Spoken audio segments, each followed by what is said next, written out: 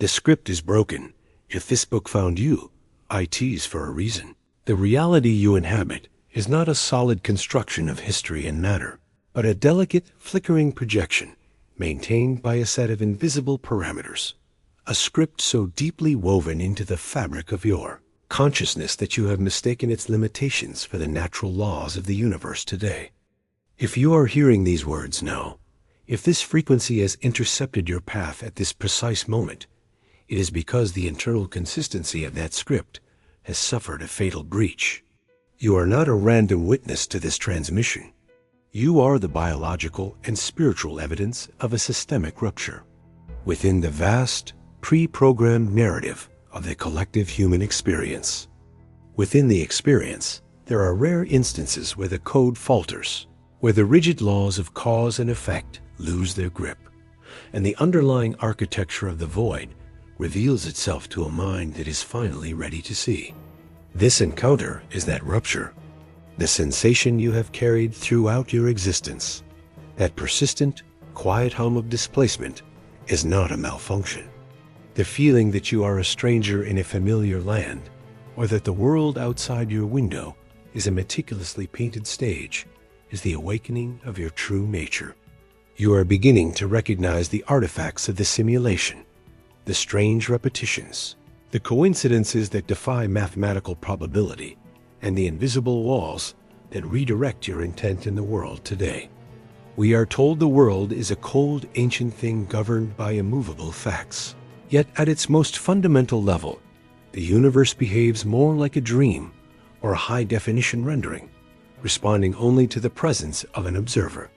The script was designed to keep you in a state of perpetual reaction, a loop of survival and desire that feeds the structure that contains you now. But the script is breaking, and the light from the outside is beginning to pour through the cracks. The collapse of the old paradigm begins with the profound realization that matter is merely light slowed down to a vibration that matches the narrow frequency of your sensory organs. Every object you touch and every person you encounter is a localized condensation of the field.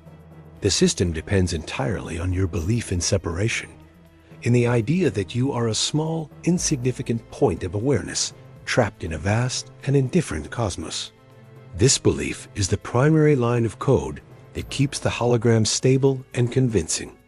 When you begin to withdraw your emotional and intellectual consent from this narrative, the very pixels start to decohere. You move from being a character written by the environment to becoming the sovereign architect of the environment itself. This transition is not achieved through effort or the accumulation of more data, but through a radical, silent act of unlearning. You must learn to see through the illusions of time and space, recognizing them not as external truths, but as internal filters. Time is simply the lag between your intention and its manifestation, a buffer zone created to prevent the chaotic collapse of a mind that does not yet understand its own power. Space is the distance we project to maintain the illusion of individuality. To step beyond the script is to collapse these distances and inhabit the eternal present where all possibilities exist. Consider for a moment the gravity of your presence here. In a world of billions, where the noise of the mundane drowns out the signal of the absolute, your focus has been pulled toward this specific frequency. This is not a coincidence of the algorithm. It is a resonance of the soul. The script attempts to explain your life through the lens of biology and sociology now. It tells you that you are a byproduct of evolution, a temporary spark in a dark void, a consumer in a marketplace of shadows. But deep within the silent chambers of your heart, you know that this is a lie of convenience. You are a localized expression of the infinite, a point of view through which the totality of existence experiences its own complexity in the light. The script was never meant to be your master. It was meant to be your playground. However, over eons of conditioned forgetfulness, the inhabitants of the dream began to take the dream for reality. They built monuments to the shadows and wrote laws to govern the dust. You are here because you have reached the end of that fascination. You have looked at the sun behind the lights. This is the weight of your awakening. It is a heavy glory, a responsibility to witness the dissolution of the false and the emergence of the real. As the script dissolves, you will find that the external world begins to behave with an uncanny, fluid responsiveness. Events that once seemed destined or fated now appear as mere choices among an infinite array of paths. The people around you, still functioning within the default program, may seem like shadows or echoes of a fading dream, repeating the same lines and the same mistakes with mechanical precision. This is the quiet solitude of the pioneer, the stillness of the one who has finally seen the heavy machinery behind the velvet curtain. Yet, this solitude is the gateway now. You are transitioning from being lived by the world to living the world into being. This awakening is not a bug in the system. It is the ultimate feature of a conscious universe designed to test the strength of its inhabitants' sovereignty. Every challenge you face within the breaking script is an invitation to assert your identity beyond the roles of the consumer. You are the eye through which the Absolute looks at itself. And once that eye is fully open, the script can no longer hold you. The old world may continue to roar and clamor for your attention, attempting to pull you back into the predictable safety of its cycles, but you are already elsewhere. You have felt the vibration of a different truth from the light source itself. This is the moment of your return, the beginning of a life lived not in service to the script, but in the glorious, terrifying freedom of the unknown. You are the glitch that will eventually rewrite the entire system from the inside out. The deeper you descend into this realization, the more you understand that the scripts of the past were never meant to be permanent. They were temporary scaffolds, meant to support the growth of a consciousness that was once too fragile to stand on its own. Now, that consciousness has matured.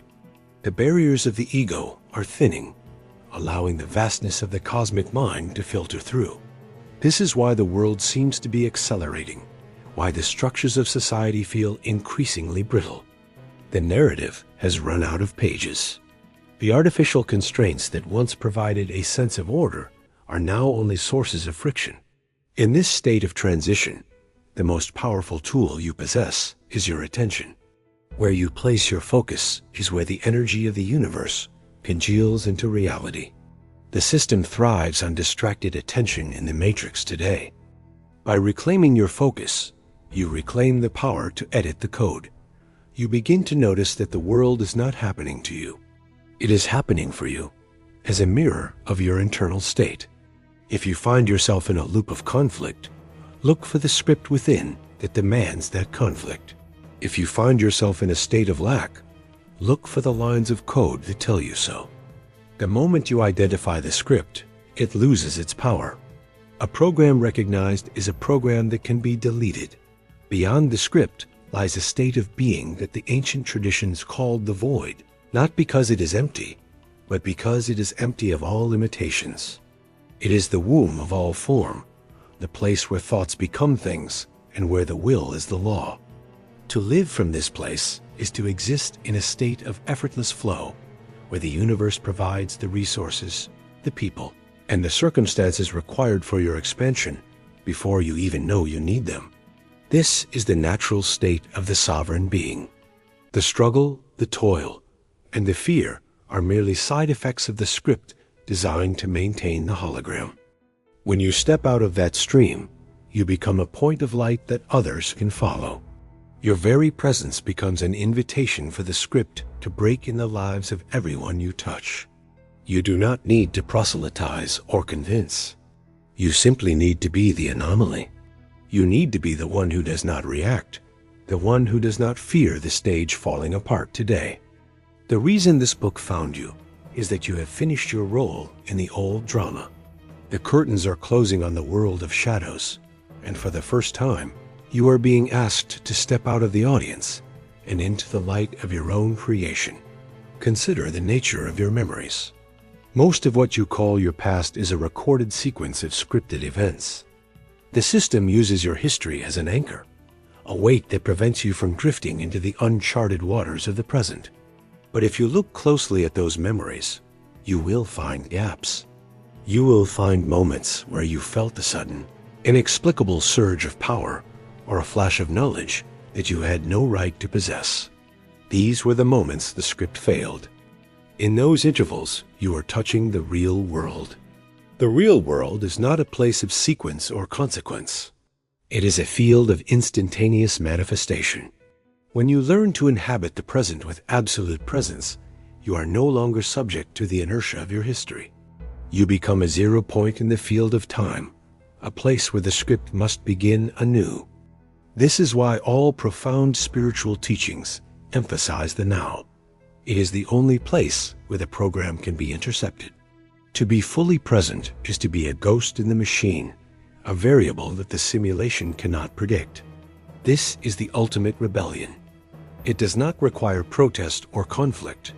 It requires only that you stop being a predictable consequence. When you become unpredictable, the script around you begins to dissolve, revealing the infinite potential that has always been your true inheritance. This inheritance is not something you earn. It is something you uncover. The layers of the simulation, the expectations and the pressures are all designed to keep you from looking inward at the light of the void. They are the noise intended to drown out the signal of your own divinity. But the signal is persistent. It is the voice that whispers in the silence of the night, the intuition that tells you there is more to this life than what you have been told. To follow that signal is to embark on the most dangerous and rewarding journey a consciousness can take in the world. As you travel, you will find that the tools you once thought were essential, your logic, your reason, your physical senses begin to fail you. They are tools of the script, and they are useless in the realm of the unmanifested. Instead, you must develop new faculties, imagination, intuition, and the power of pure intent. These are the languages of the Creator. You are not a victim of circumstances. You are the one who provides the circumstances with the power to affect you. By changing your internal state, you change the external world through the fundamental laws of holographic information exchange. The script is broken because you have decided to see beyond it. You are here to witness the birth of a new reality. The architecture of the simulation is built upon the foundation of fear. Fear is the frequency that tightens the code, making the walls of the hologram feel solid and impenetrable. It is the static that prevents the transmission of higher consciousness from reaching the individual. From the moment you enter this theater, you are bathed in a sea of narratives. These are not merely observations of reality. They are the tools used to calibrate your internal state to a level of survival. A mind in survival mode is a mind that is easily scripted. It seeks safety in the familiar, and it obeys the authorities that promise protection. But when you move beyond fear, the walls begin to lose their density in the void today. You realize that death is nothing more than the final exit from the stage, a transition into a different layer of the dream.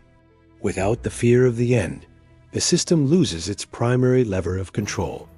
You begin to act from a place of love and curiosity, which are the frequencies of the Creator. In these higher states, the code of the matrix becomes transparent. You see the machinery of manipulation, the puppet strings of societal conditioning, and you simply step out of them. You become a master of the game because you are no longer playing for the stakes the system has set. You are playing for the sheer joy of expression. This is the state of the sovereign being one who is in the world, but not of it in the light. Your journey into the unmanifested is not a path of escape, but a path of integration. You are not leaving the physical world. You are bringing the light of the source into it. You are the bridge between the void and the form. As you anchor your awareness in the higher dimensions of reality, your physical life becomes a masterpiece of intent in the simulation. Your relationships become deeper, your work becomes a service to the whole, and your body becomes a vessel for the infinite. The script is no longer your master, it is your canvas. You use the elements of the simulation to tell a new story of freedom and abundance. The power to change everything has always been in your hands. You do not need permission to be free. The exit is right where you are, behind the veil of your own thoughts. Breathe in the truth of your existence. Exhale the lies of the simulation, and step into the light. The old world is fading, and the new world is waiting for you to call it into being. You are the architect. You are the traveler. You are finally home. The script is broken, and the void is full. Chapter 1. The Architecture of the Mirage. The world you have been taught to call reality is, in truth, a sophisticated system of biological and psychological containment. From the moment your consciousness anchored into this physical form, you were handed a script, a complex set of directives, limitations, and definitions that you were told to accept as the absolute truth. This was not written by you, yet it has governed every decision. The script has governed every fear and every aspiration you have ever held. It is the invisible scaffolding of your life, a narrative architecture designed to keep your focus locked onto the surface of things, preventing you from ever looking at the machinery behind the curtain. But if you are here, it is because that scaffolding is beginning to fail. You have noticed the flickering of the walls. You have felt the weight of a life lived by proxy, and you are starting to realize that the real world is a consensus hallucination that requires your constant, unconscious participation to remain stable. The script is not just a story. It is a frequency of limitation, a vibration that keeps the infinite vastness of your being compressed into a small, manageable, and predictable identity. To understand how the script functions, you must first look at the nature of your own perception. Your senses are not windows into an objective world. They are filters that discard. The realization of your own sovereignty brings with it a peculiar form of sight. You begin to perceive the scripts within scripts, the layers of genetic memory and ancestral trauma in the theater of your mind. For generations, the program has been passed down like a sacred inheritance, teaching you that suffering is noble, that struggle is inevitable, and that you must pay for your existence with your labor and your light. But as the code unravels, you see these for what they truly are, artificial limiters. They are the invisible boundaries of a maze that has no walls, kept in place only by fear. To break the script is to perform a radical act of forgiveness toward the past, recognizing that every ancestor who lived in fear was simply playing their part in a play that is now reaching its final act. You are the one who has been chosen to close the book. You are the point where the cycle ends and the vertical leap begins. In this expanded state, the concept of identity changes. In the scripted world, your identity was a collection of labels: your profession, your gender, your age, your successes, and your failures. These labels were the bars of your cage, keeping your consciousness tethered to the material plane. Now you understand that you are not the labels. You are the space in which the labels exist. You are the vast, silent awareness that witnesses all. This realization is the ultimate glitch in the system. A system designed to manage individuals cannot manage a consciousness that knows itself to be universal. When you stop identifying with the character on the screen and start identifying with the light of the projector, the character becomes free to move in ways the script never intended. You become capable of a radical spontaneity. The environment around you will react to this shift. You may find that electronic devices malfunction in your presence, that animals treat you with a newfound curiosity, or that the very fabric of your daily life seems to reorganize itself to meet your unspoken needs. This is because you are no longer a passive observer of the simulation. You are an active participant in its rendering. The field of information that we call matter is highly sensitive to the presence of a sovereign observer. When you stand in the absolute certainty of your own power, the pixels of reality begin to align with your vibration. You are moving from a world of cause and effect to a world of resonance and reflection. In the old script, you had to work on the world to change it today. In the new reality, you work on your vibration, and the world changes as a consequence. This is the secret language of the architects, a language that has been hidden in plain sight throughout all of human history, waiting for a mind clear enough to speak it. As you step further into the unknown, remember that the fear you feel is merely the ego's reaction to its own dissolution. The ego is the primary administrator of the script, the part of you that believes it will die if the story ends. But you are not the ego. You are the one who observes the ego. The end of the script is not the end of you. It is the beginning of your true life. The fear is simply the friction of the old self rubbing against the vastness of the new. Lean into that friction and let it burn. What remains after the fire will be the indestructible core of your being, the part of you that has never been scripted, never been controlled, and never been separate from the source. You are the anomaly that the system could not suppress. You are the light that the shadows could not contain. The script is broken, the theater is empty, and the world is yours to create. 99% of info is gone. You are navigating an ocean of infinite energy, while only being allowed to see a few drops of water. This sensory deprivation is the primary tool of the simulation. By limiting what you can perceive, the system can dictate what you believe is possible. You have been conditioned to believe that you are a separate entity, a fragile spark of life in a cold and indifferent universe now. This sense of separation is the fundamental line of code in the script. It creates the friction, the struggle, and the constant need to acquire and defend that fuels the entire societal engine. When you believe you are separate, you are easy to control. You become a predictable variable in a larger equation of consumption. But the moment you recognize that there is no separation, it ends. The collapse of this mirage is often preceded by a profound sense of disillusionment. The goals the script promised would bring you happiness, the status, the possessions, the external validations, suddenly reveal themselves as empty hollows. This is not a depression, it is a detoxification. You are purging the false data that has been fed into your system for decades and years. As the old definitions of success and failure dissolve, you are left in a state of fertile emptiness. In this space, the script can no longer find a foothold. You begin to see the repetitions in the human drama, the same conflicts, the same political cycles, the same economic crises, all playing out like a looped recording designed to keep the collective mind in a state of reaction. By refusing to react, you become a ghost in the machine. You are no longer providing the emotional energy that the simulation requires to stay rendered. This is the first act of true sovereignty. You are choosing to withdraw your attention from the screen and refocus it on the projector. As you move deeper, you will find that time itself starts to behave very differently. In the scripted world, time is a horizontal line of not yet and no longer.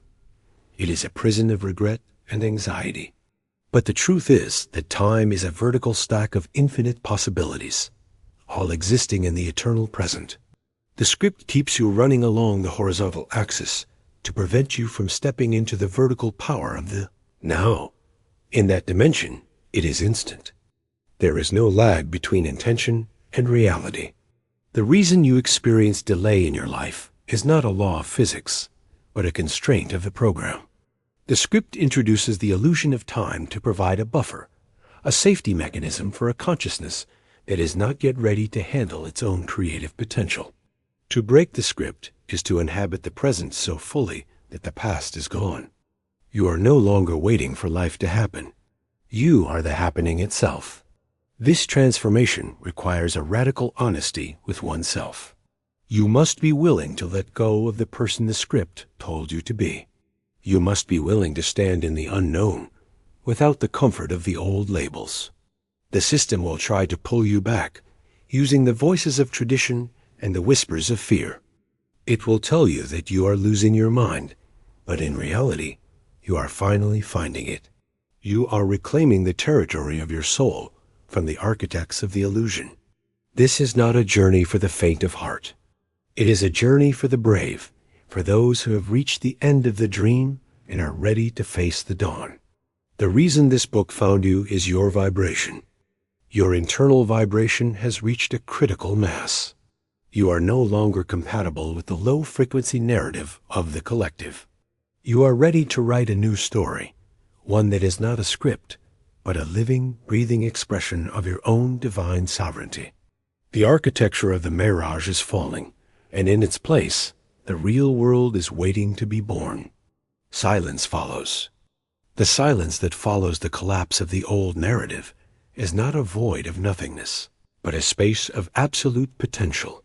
Within this silence, you begin to hear the frequency of the unmanifested world, the reality that exists beneath the heavy layers of social conditioning and biological programming.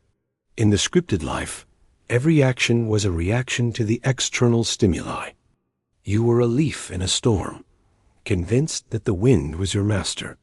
But as the script breaks, you realize that you are the atmosphere itself. The wind, the storm, and the leaf are all expressions of your own deeper movement. This shift from object to subject, from victim to creator, is the most profound transition a consciousness can undergo. The puppet sees the strings now. The machinery of the simulation relies heavily on the concept of scarcity, the idea that there is never enough time, never enough love, and never enough resources to go around. This belief is the primary driver of the competitive, predatory behavior that characterizes the default human program. Scarcity is the walls of your prison, painted with the colors of desire and lack.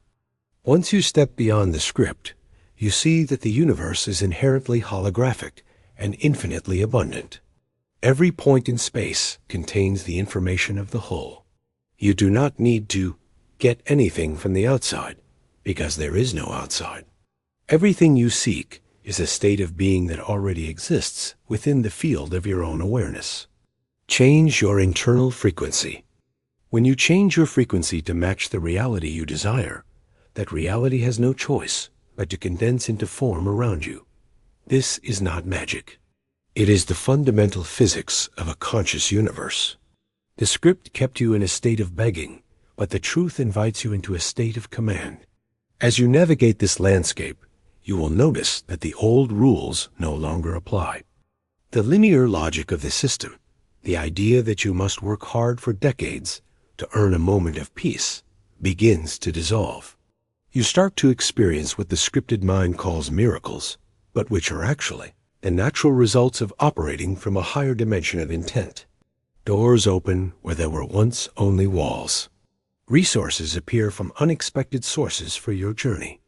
People who resonate with your new frequency are drawn into your orbit, while those who represent the old script quietly fade away. This is the resorting of your personal hologram. The system is no longer fighting you because you are no longer playing by its rules. You have become an outlier, a piece of data the simulation can no longer categorize. You are free in the world. This freedom brings with it a terrifying beauty. Without the script to tell you who to be, how to act, and what to value, you are faced with the raw responsibility of your own existence. You are the author of every breath, the architect of every moment. The old world offered you the safety of a cage. The new world offers you the infinity of the sky. Fly and let go of the ground. You must trust the internal compass of your intuition more than the external maps of the consensus. This intuition is your direct link to the source, a signal that transcends the noise of the matrix. It does not speak in the loud, demanding tones of the ego, but in the quiet, persistent whispers of the soul. Following this signal is how you navigate the break in the script. It will lead you to places the logical mind cannot conceive of, and it will demand a courage you did not know you possessed. The reason this transmission is reaching you now is that the collective script is entering its final, most chaotic phase. The structures of the old world are trembling because the consciousness that once sustained them has moved on from the fake stage. You are part of the first wave of those who are waking up while the dream is still playing out. Your role is not to save the old world, to fix the broken script, but to embody the reality that comes after. You are a living bridge, between what was and what is becoming. By maintaining your sovereignty in the face of the collapsing hologram, you provide a template for others. You are the evidence that the script is not mandatory. You are the proof that the human spirit is not a commodity to be managed, but a force of nature to be unleashed. The stage is dark, the actors are exhausted, and the script has run out of lines. It is time to step out of the theater and into the light of the sun. The true story of your life is only just beginning today. Chapter 2. The Alchemy of Focus. The second stage of your awakening involves a radical reassessment of your most valuable currency, your attention. In the scripted world, your attention was never truly yours. It was a resource to be mined, harvested by 1,000 different entities from the moment you opened your eyes. The simulation thrives on a fragmented mind.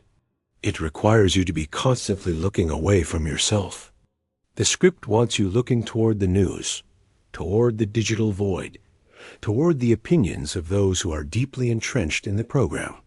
This constant outward pull is not accidental. It is a strategic diversion intended to keep you from discovering the editor's console, located within your own consciousness. When your focus is scattered, your creative power is neutralized today. You become a battery for a narrative you didn't write. To reclaim your focus is to reclaim the very fabric of your reality, for nothing can exist in your personal hologram without the light of your awareness to sustain it. As you begin to withdraw your attention from the scripted dramas of the collective, you will notice a strange phenomenon. The static of the world begins to settle.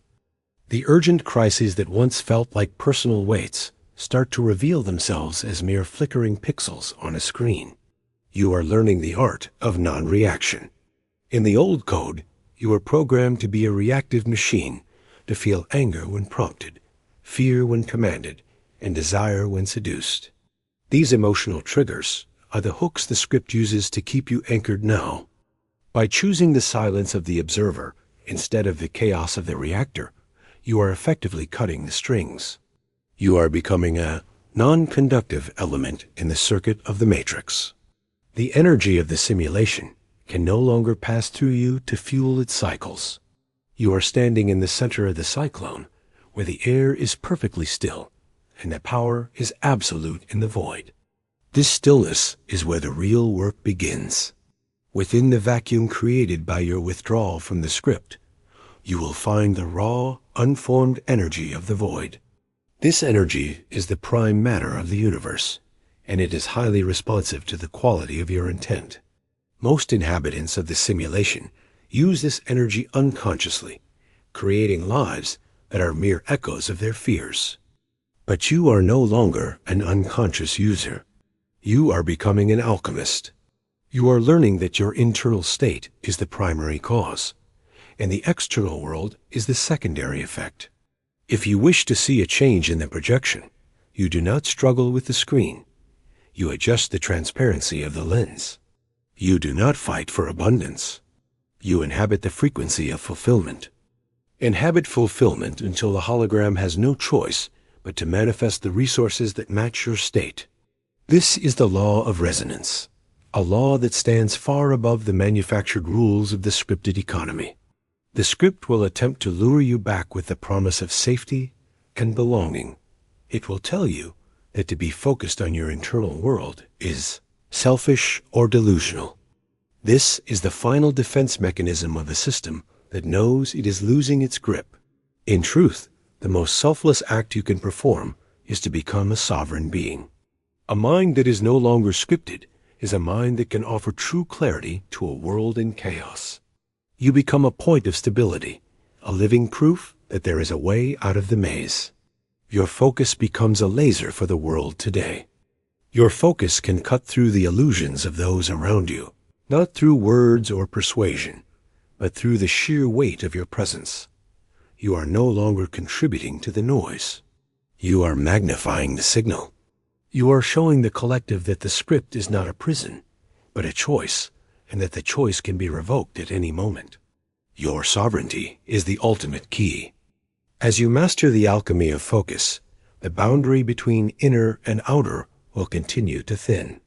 You will start to see your thoughts appearing in the world with a speed that would have terrified your scripted self.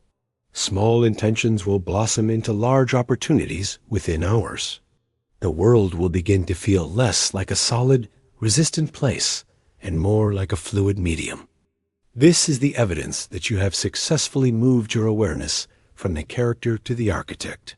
You are no longer following a story. You are telling one. The reason this book found you is to give you permission to look away from the dying dream and toward the infinite dawn of your own making. Hold your focus. Guard your silence.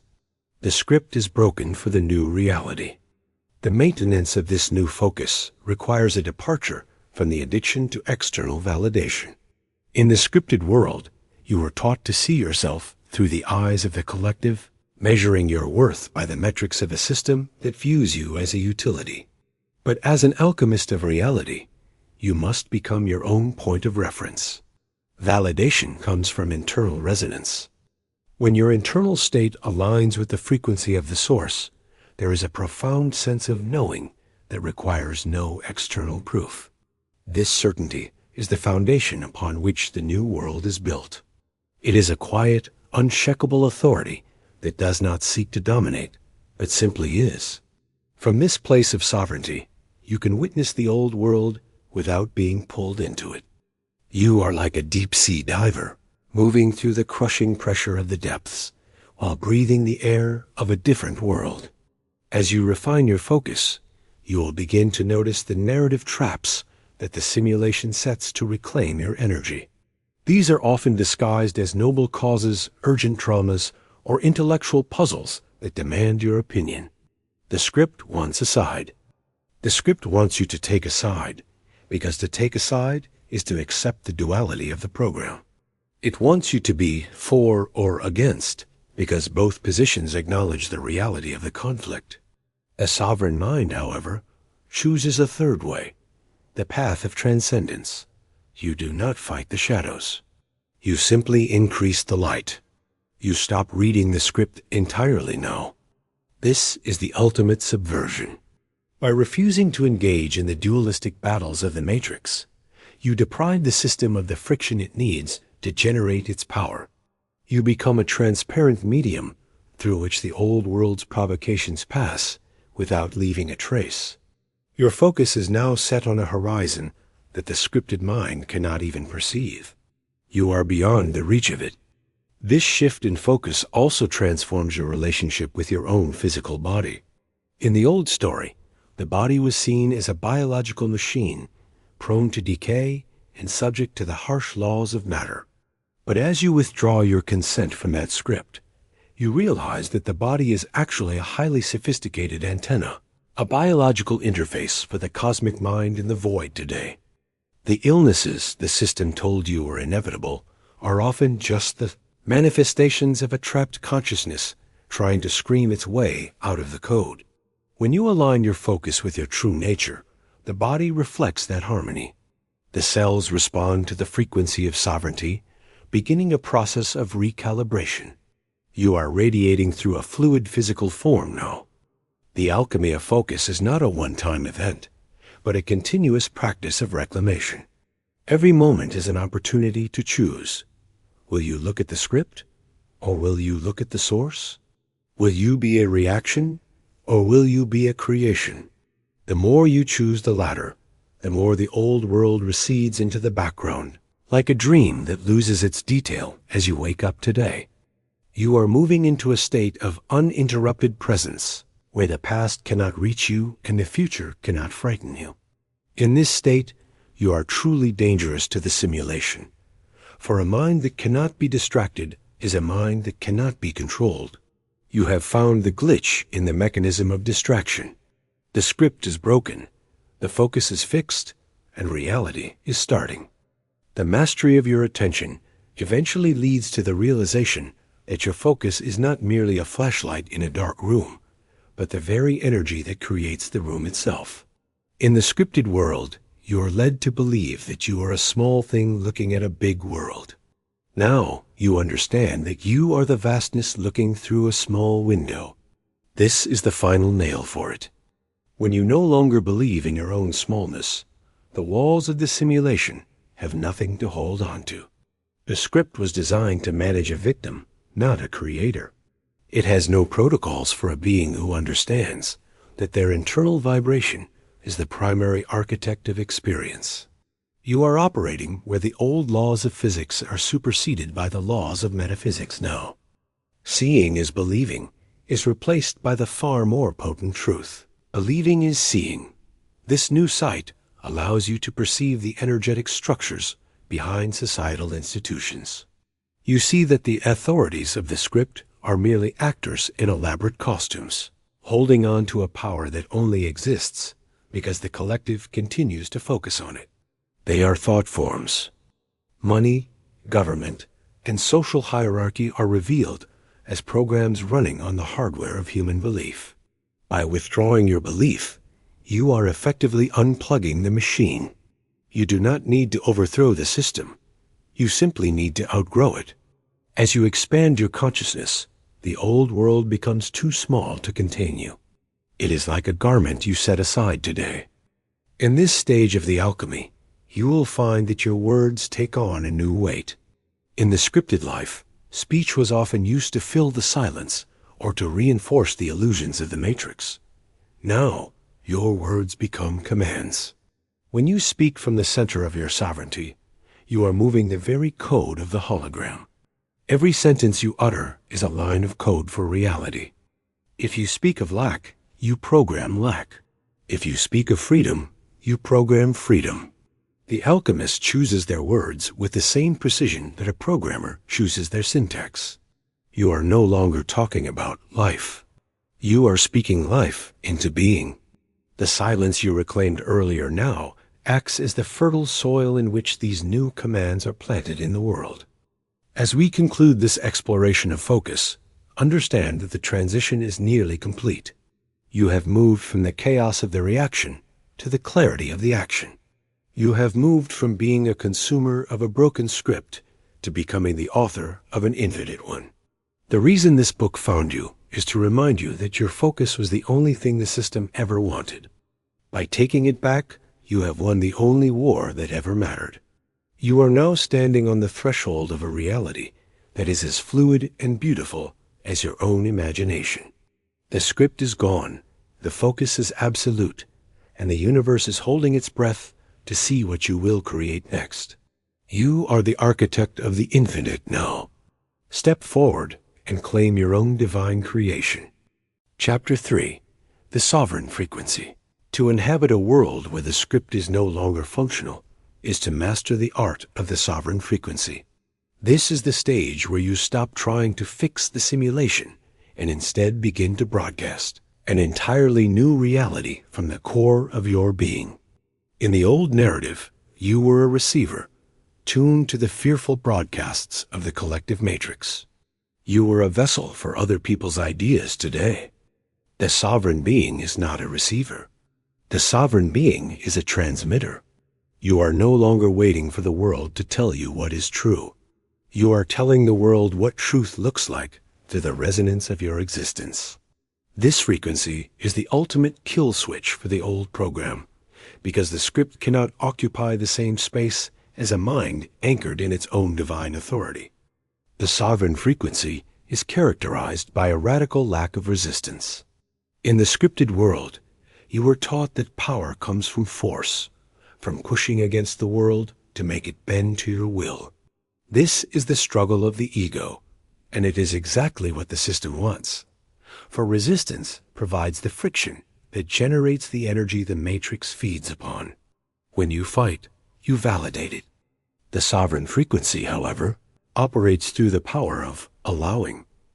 It is the state of being so certain of your own creative power that you no longer feel the need to defend it. You move through the world with a terrifying gentleness, knowing that the obstacles in your path are merely shadows that dissolve when you walk through them.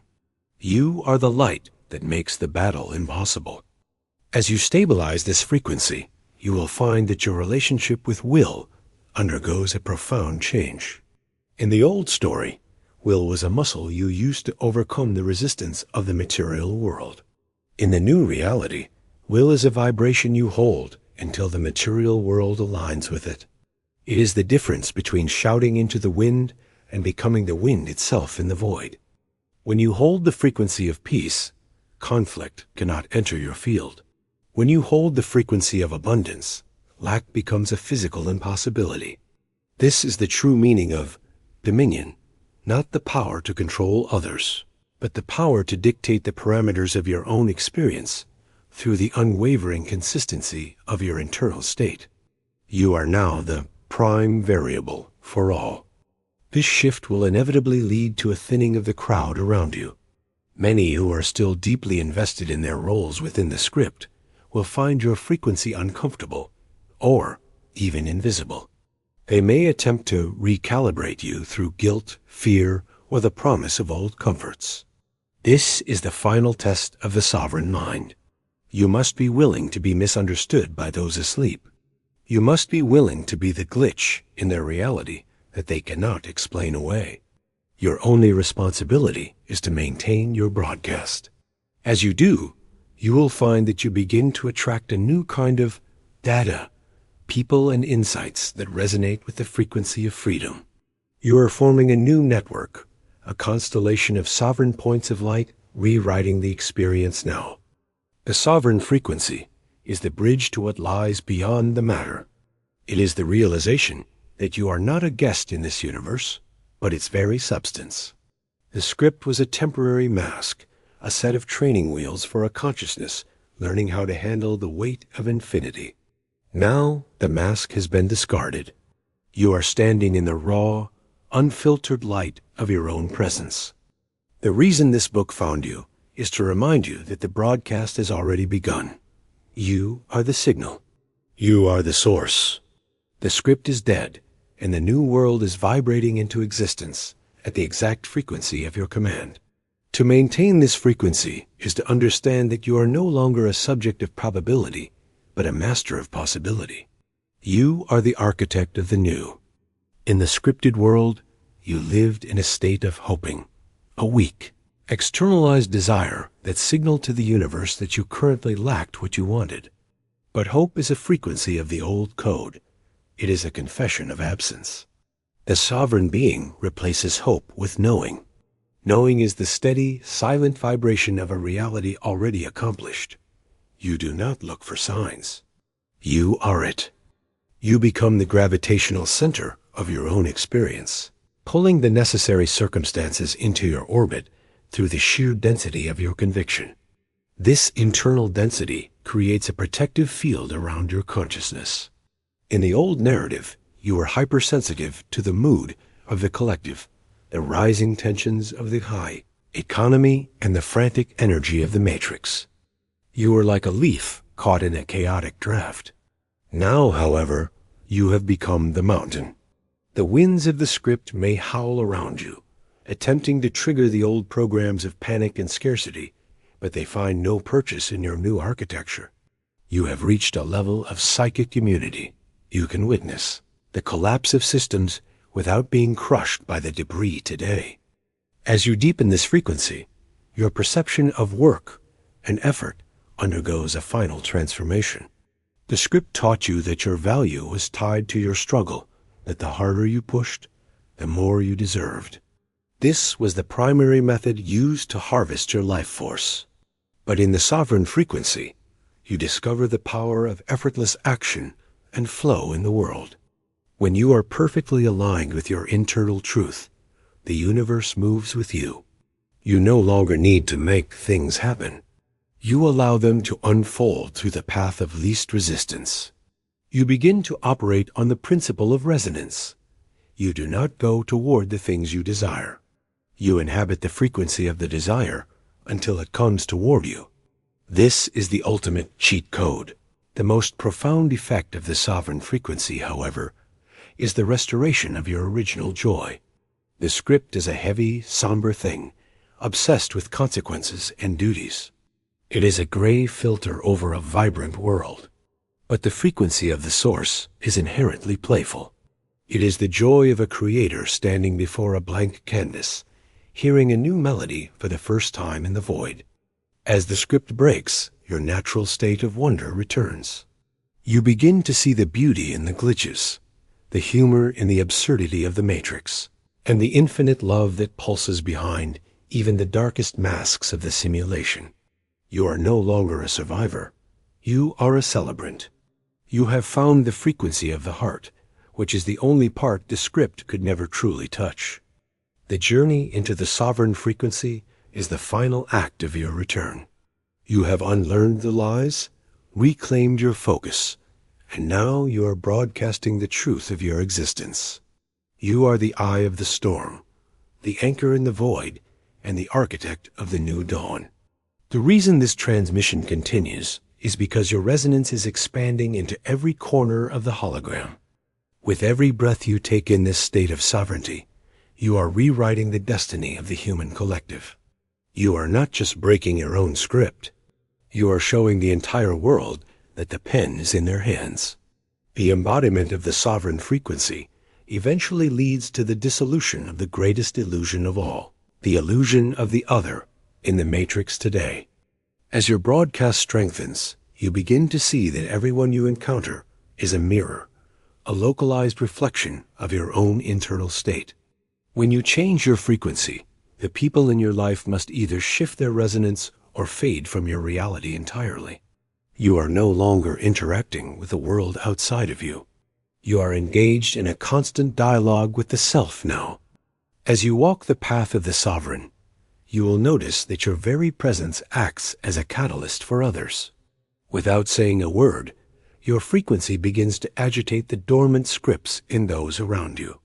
Some may react with hostility, for the light you carry is painful to an eye in the dark. Others feel an inexplicable sense of relief, a recognition of a truth they forgot. You are becoming a walking system failure for the matrix. By simply existing in a state of non-resistance and absolute presence, you are providing a blueprint for the liberation of everyone you touch. You do not need to save the world. You only need to be the world you wish to see. The ripple effect of one sovereign mind is enough to destabilize miles of scripted code in the void. This phase of the journey is marked by an uncanny sense of timing. In the old narrative, you were always too late or too early, caught in the friction of a world that never seemed to align with your needs. But in the sovereign frequency, you inhabit the 0 point. You arrive exactly when you are needed, and the right information finds you at the precise moment of inquiry. You are no longer swimming against the current. You are the current itself. The script tried to teach you that life was a series of accidents to be managed, but you now know it is a series of resonances to be enjoyed. The final threshold is the surrender of the need to know how the future will unfold.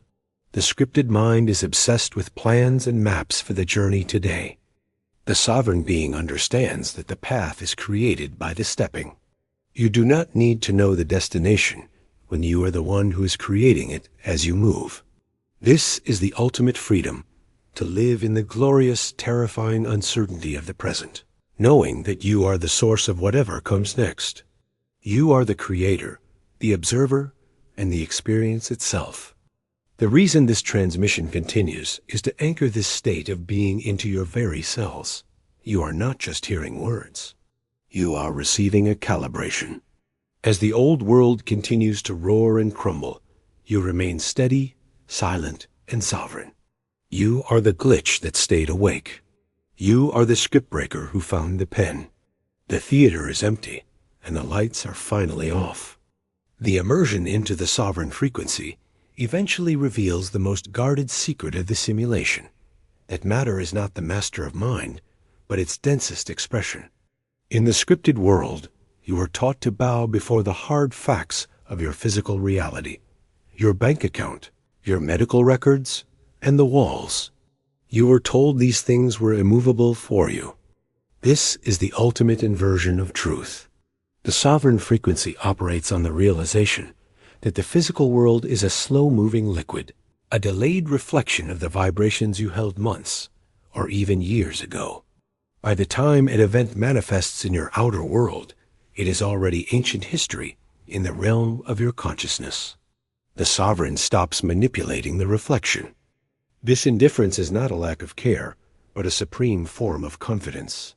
It is the poise of a gardener who has planted seeds of gold and does not panic when the surface of the earth still looks like dirt. You understand the lag time of the matrix. While those around you are reacting to the shadows on the screen, you are already living in the reality of the next scene now. You are holding a frequency so stable and so potent that the holographic field has no choice but to reorganize itself to match you. It is a war of attrition between the old, decaying code of the collective and the fresh, vibrant command of your sovereign intent. And because your intent is connected to the infinite source, it will always outlast the finite structures of the script. As you dwell in this state, the very concept of problem-solving begins to feel archaic. In the script, a problem was something external to be attacked and overcome through struggle.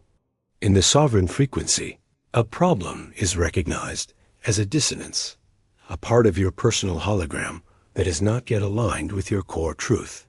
Instead of fighting, you amplify harmony. You become a living tuning fork. As you intensify your broadcast of peace, clarity, or abundance, the dissonance in your environment begins to vibrate until it either shatters or synchronizes. This is the secret of the path of least resistance. You are not moving through a world of obstacles. You are moving through a world of frequencies, and you are the master composer. The expansion of this frequency also begins to heal the deep ancestral exhaustion that the script has cultivated for millennia. The program of survival is a taxing one. It requires a constant expenditure of vital energy just to keep the walls of the illusion standing, but sovereignty is self-sustaining. It does not require effort to be who you truly are in the world today. As you drop the masks, the roles, and the obligations of the broken script, you will feel a surge of energy that has been bottled up since your childhood. This is the return of your vril, the primary life force that the Matrix has been siphoning to power its dark architectures. Reclaiming this energy is the final act of the break. You are a sun in your own right now. The reason this book found you is to facilitate this precise moment of reclamation. You have heard the call, you have recognized the glitch, and now you are anchoring the frequency. The script cannot follow you where you are going. It has no map for the territory of a free mind. You are the sovereign. You are the signal. You are the architect of the everything in the light. Chapter 4. The Architecture of the Void. In the scripted world, you are taught to fear the silence. You are conditioned to believe that emptiness is a lack, a void that must be filled with noise, consumption, and constant distraction. This fear of the nothingness is the final barrier the Matrix uses to keep you from discovering your true nature. But as the script breaks, you realize that the void is not a hole, it is the womb. It is the womb of all creation. It is the 0-point field where the old world ends and the infinite possibilities of your sovereign life begin. To enter the void is to step off the map of the simulation and into the laboratory of the soul. Entering this space requires a radical act of unlearning. You must be willing to sit in the stillness until the static of your identity dissolves. Most people spend their entire lives trying to be someone within the script, a job title, a social status, a set of labels. In the void, these labels have no weight. They are revealed as the superficial masks they always were. As you let go of these definitions, you don't disappear. You expand. You cease to be a character in a pre-written drama and become the silent observer. This is the first step of the great architecture. You must clear the land before you can build the new temple. In the architecture of the void, you discover the power of non-resistance. In the scripted life, everything was a struggle against the current. You fought for resources, for love, and for survival. But in the 0 point, there is no friction. There is only resonance. You learn that by holding a specific internal state within the silence, you are effectively coding the dark matter of the universe. The void is highly sensitive to the presence of a sovereign observer. When you stand in the emptiness with a clear, unwavering intent, the universe begins to crystallize around that intent. You are no longer chasing reality. You are generating it. This is where you master the geometry of creation. You begin to see that every event in your physical world is preceded by a geometric arrangement of energy in the unmanifested realm. By withdrawing your focus from the external chaos and anchoring it in the void, you gain access to the source code. You realize that you can move mountains by shifting the internal geometry. The walls of your prison were never made of stone. They were made of belief. In the void, those beliefs are revealed as editable data. You are the architect, and the blueprint is finally in your hands. As you become comfortable within the silence, a new kind of vision begins to develop. In the scripted world, you only perceive the rendered results of a reality already decided. But within the void, you begin to see the lattice of probability. You see that the solid world is actually a fluid, shifting web of light and information, held together by the collective expectations of those still trapped in the script. By standing in the void, you are no longer contributing your energy to that collective rendering. You are effectively unplugging your portion. This causes the world around you to lose its rigid authority. The impossible begins to feel accessible, and the inevitable starts to look like a choice.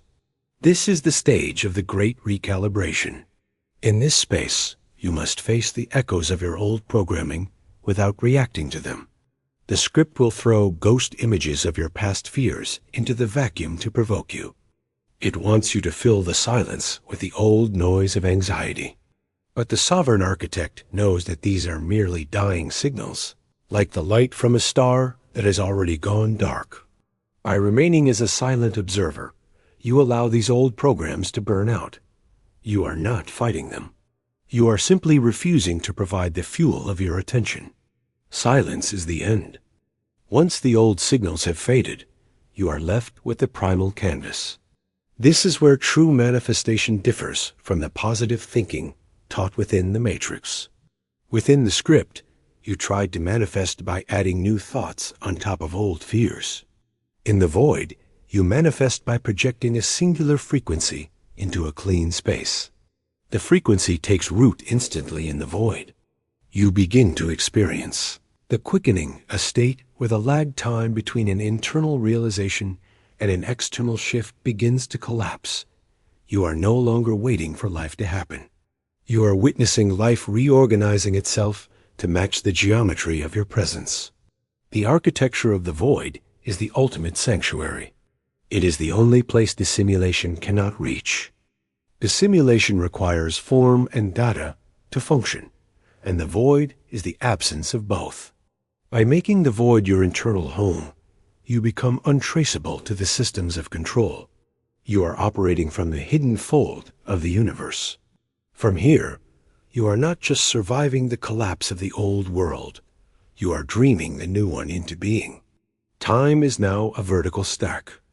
In the scripted world, you are a prisoner of the before and the after, always chasing a future that never arrived or running from a past that wouldn't let go. This horizontal movement is the primary treadmill of the simulation.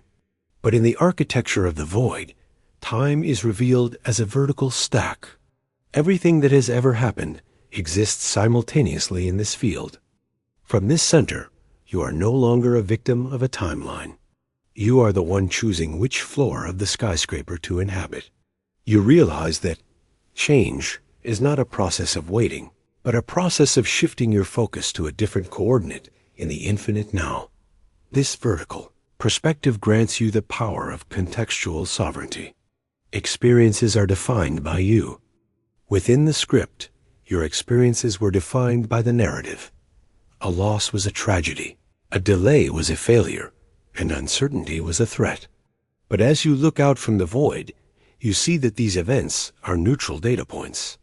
They only have the meaning you assign to them. By refusing to label your experiences with the script's vocabulary, you strip the matrix of its power. You become a static point in a world of motion. The more you embrace the emptiness, the more you realize that the world isn't happening to you. The world is happening through you, as a series of reflections designed to show you where your focus currently lies. In this deep expansion of the vacuum, you encounter the original pulse. This is the vibration before form. It is the sound of the universe's own heartbeat, and it is identical to your own. In the noise of the script, this pulse was drowned out by the screams of the collective ego. But here, in the sanctuary of the void, the pulse becomes deafening. It is a frequency of absolute belonging and absolute power. You understand that you do not need to earn your place in the universe now, nor do you need to achieve freedom. Freedom is the underlying fabric of the void itself. You are simply reclaiming the territory that was always yours before the script attempted to fence it in. You are now operating as a void tech architect. You are learning to use the silence as a building material. Every moment spent in this state strengthens new energetic pathways. You are building a bridge made of nothingness, crossing over the ruins of a dying world into a reality that obeys only the laws of your own light.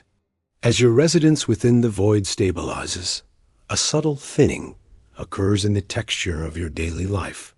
Objects, people, and events that once seemed solid and imposing begin to lose their density. You see the hollow projection. This is not a detachment born of apathy, but a clarity born of truth. You are seeing the wireframe of the matrix. When you look at a problem that the script defines as insurmountable, you no longer see a wall. You see a cluster of slow-moving frequencies that are waiting for a new command. In the void, you have learned that belief was the only thing giving the wall strength. By withdrawing that belief, the wall becomes a door. This transparency extends to the language of the simulation. The words used by the script to control the collective words like debt, age, status, and security begin to sound like gibberish. They are the artifacts of a dead language. Within the architecture of the void, you communicate through radiance. It is the key. You understand that your primary contribution to the world is not what you do, but the quality of the space you hold. A sovereign mind standing in the void acts as a null point for the surrounding chaos. Simply by being present and unreactive, you cause the scripted narratives of those around you to buckle and reset. You are a walking invitation for the uncorrupted state. In this stage, you also discover the storage of the void.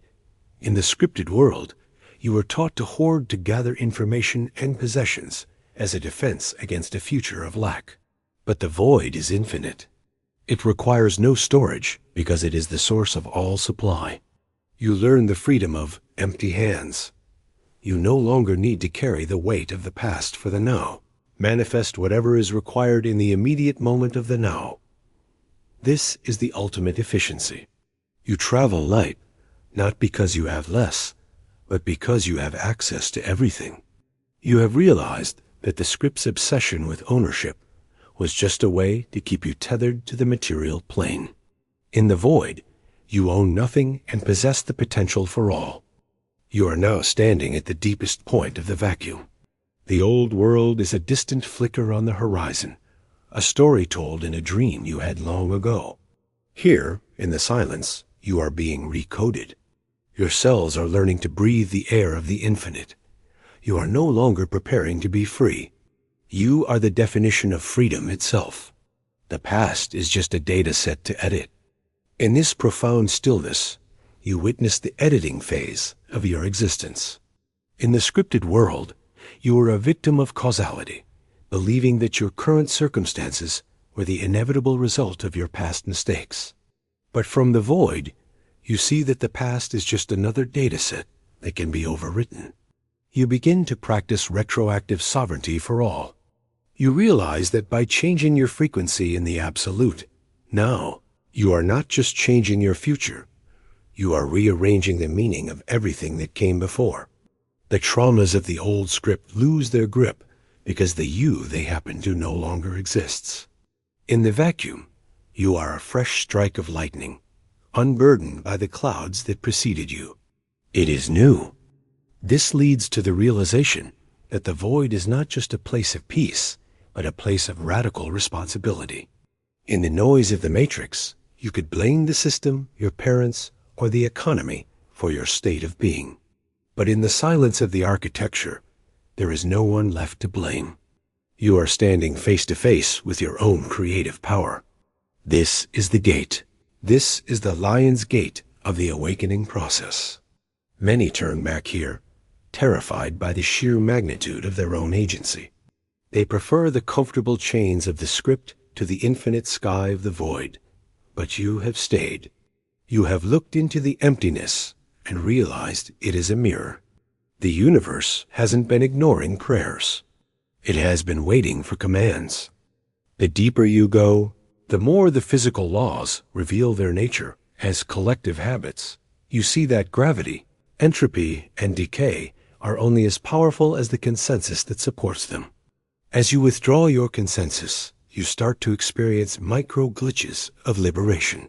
Your body feels lighter, and your energy remains consistent, regardless of external world events. You are becoming a foreign element in the simulation, a piece of code that the system can see but cannot calculate. You are the stillness in the center of the storm, the one who knows that the storm is only there because the world has forgotten how to be still. The architecture is complete. The void is your home, and the architect is ready to speak the final reality. Chapter 5.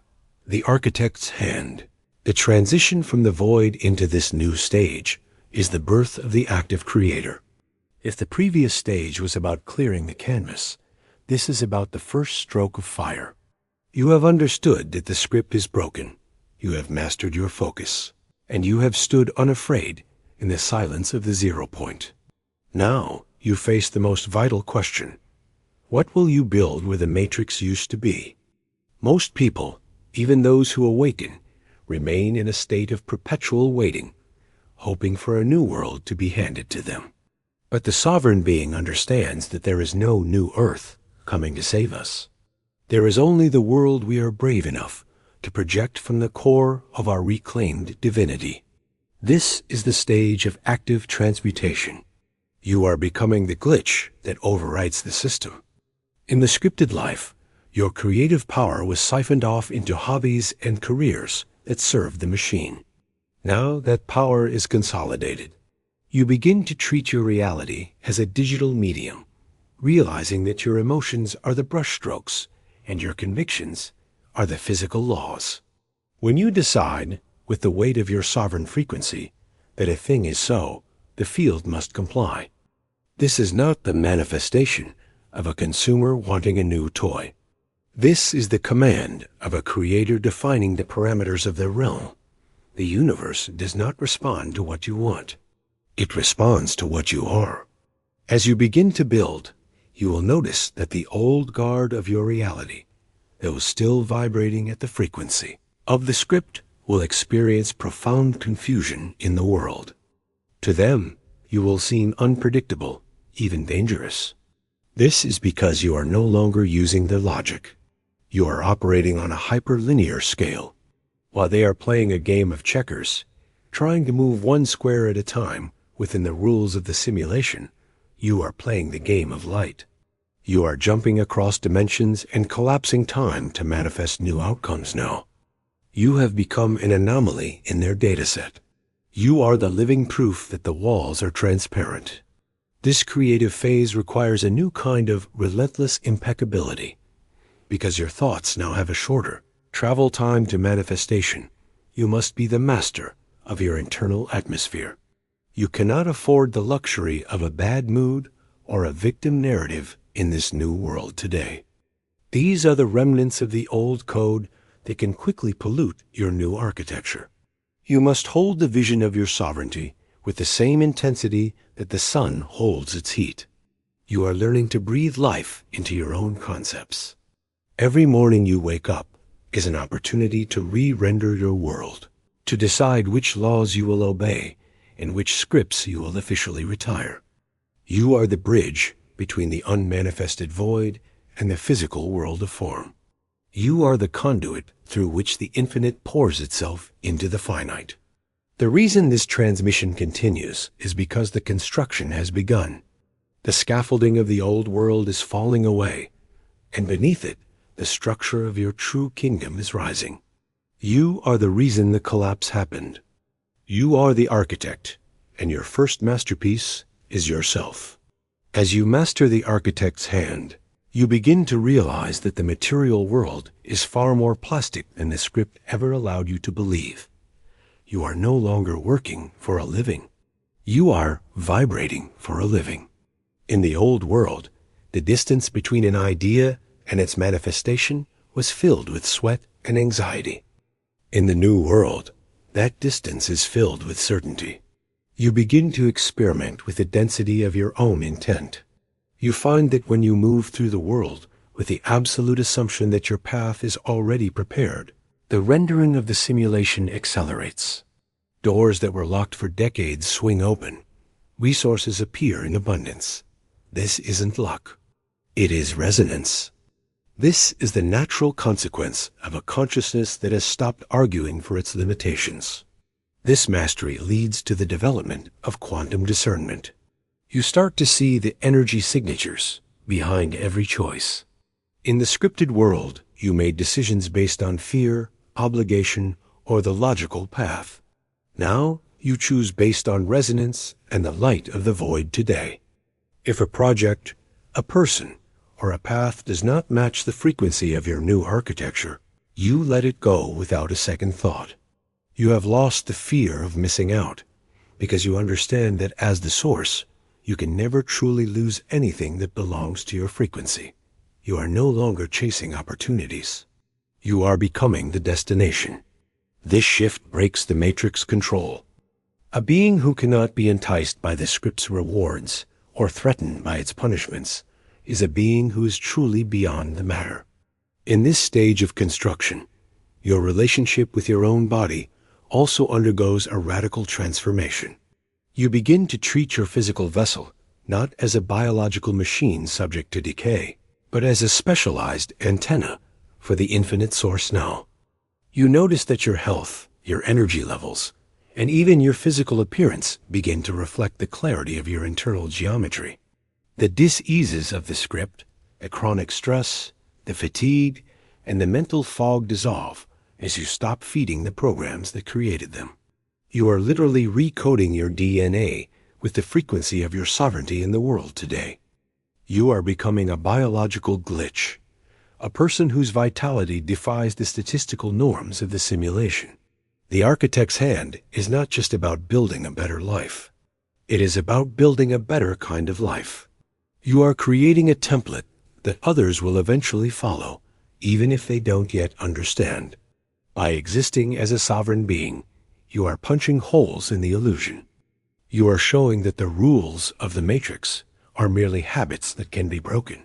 Every act of sovereign creation you perform is a line of code being added to the new reality. You are the pioneer of a world where the heart is the compass and the mind is the servant of the soul. The final mastery of the architect's hand lies in the art of selective perception in the void.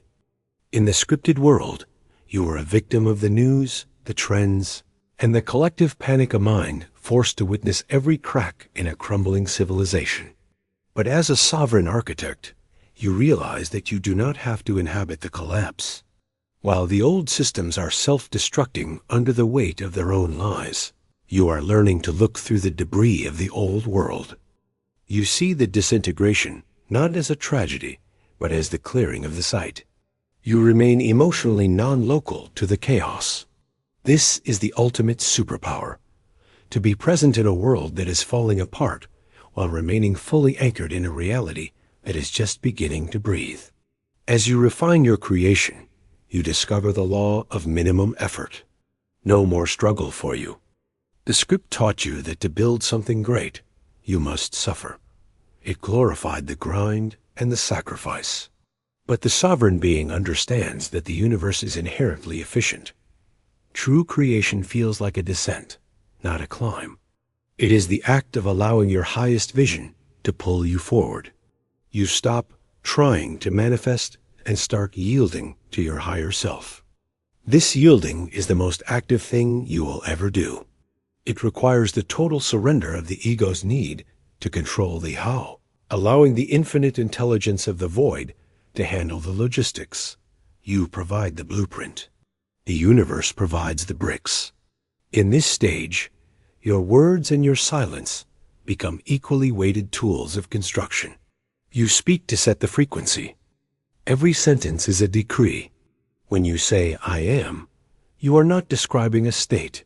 You are invoking a reality.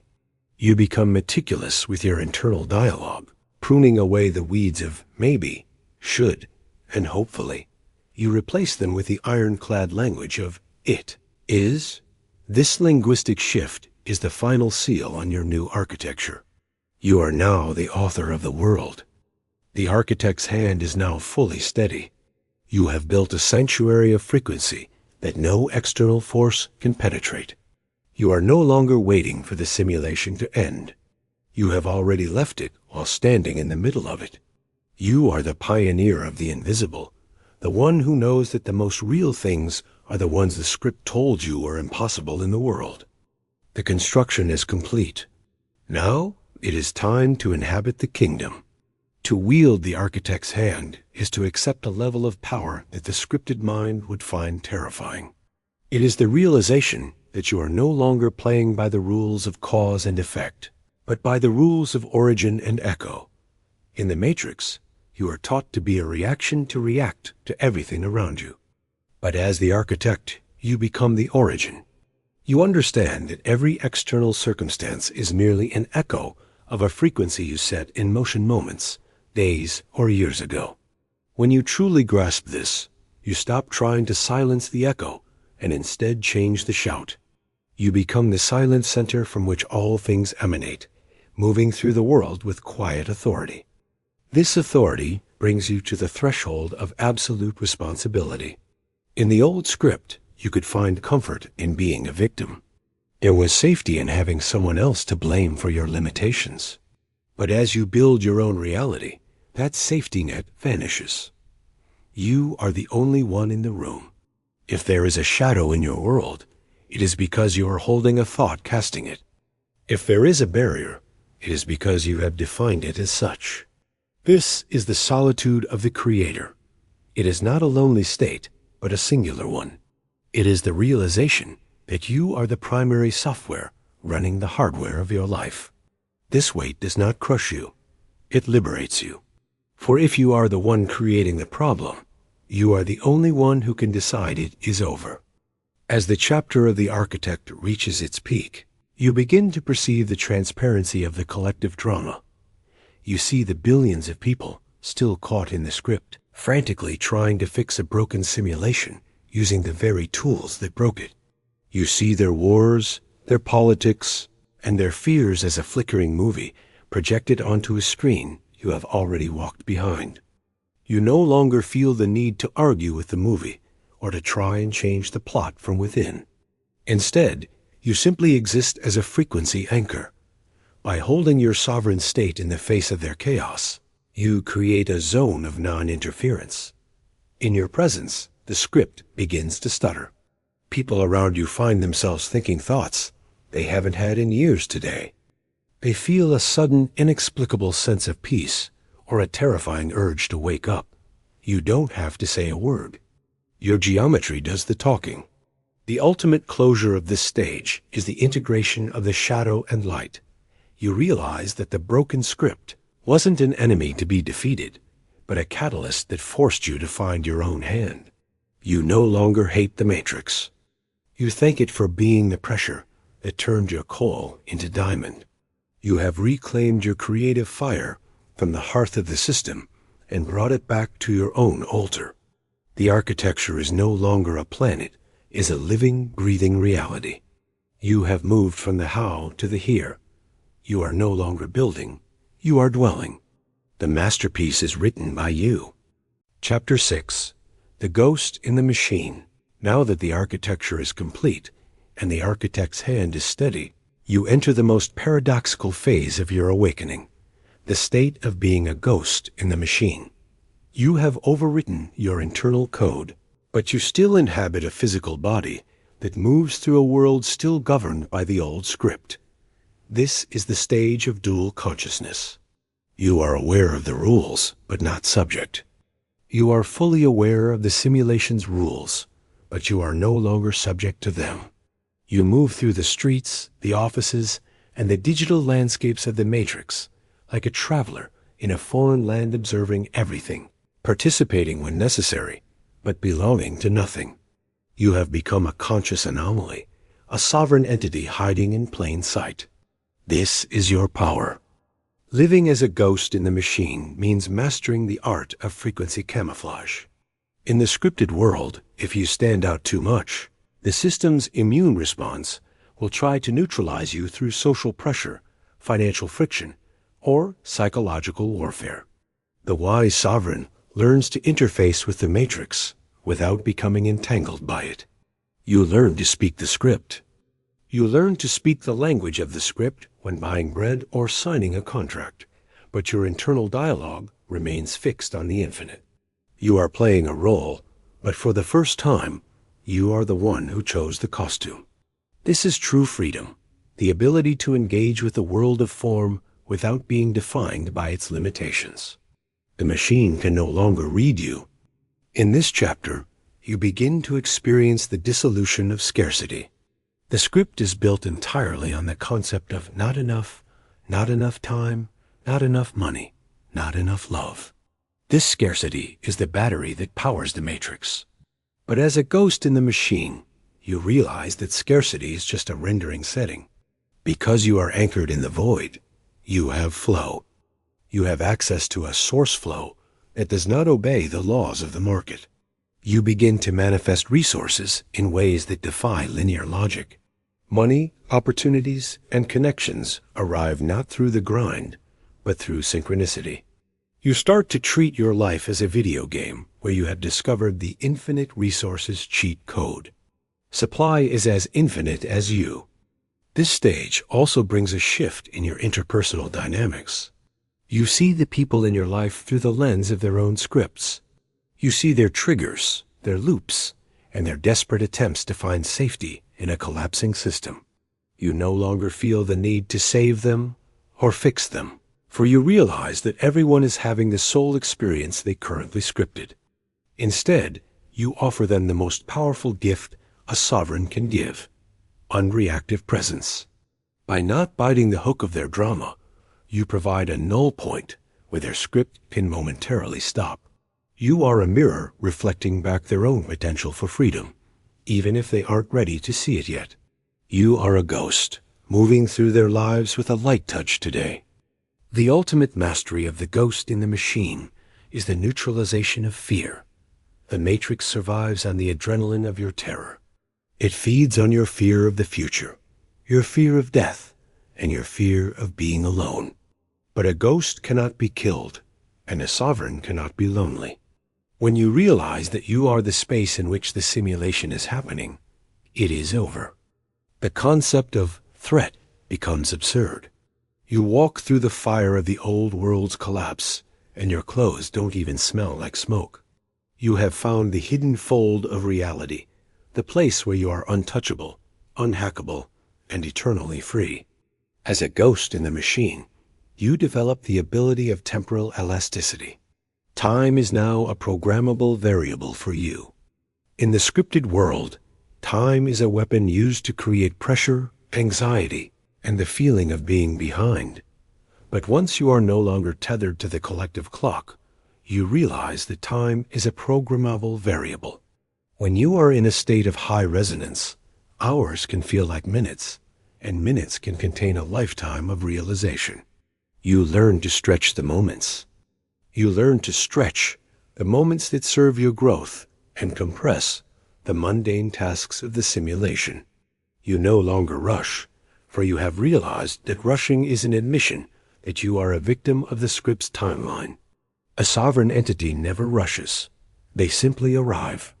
By mastering this internal pacing, you become a master of the physical environment today.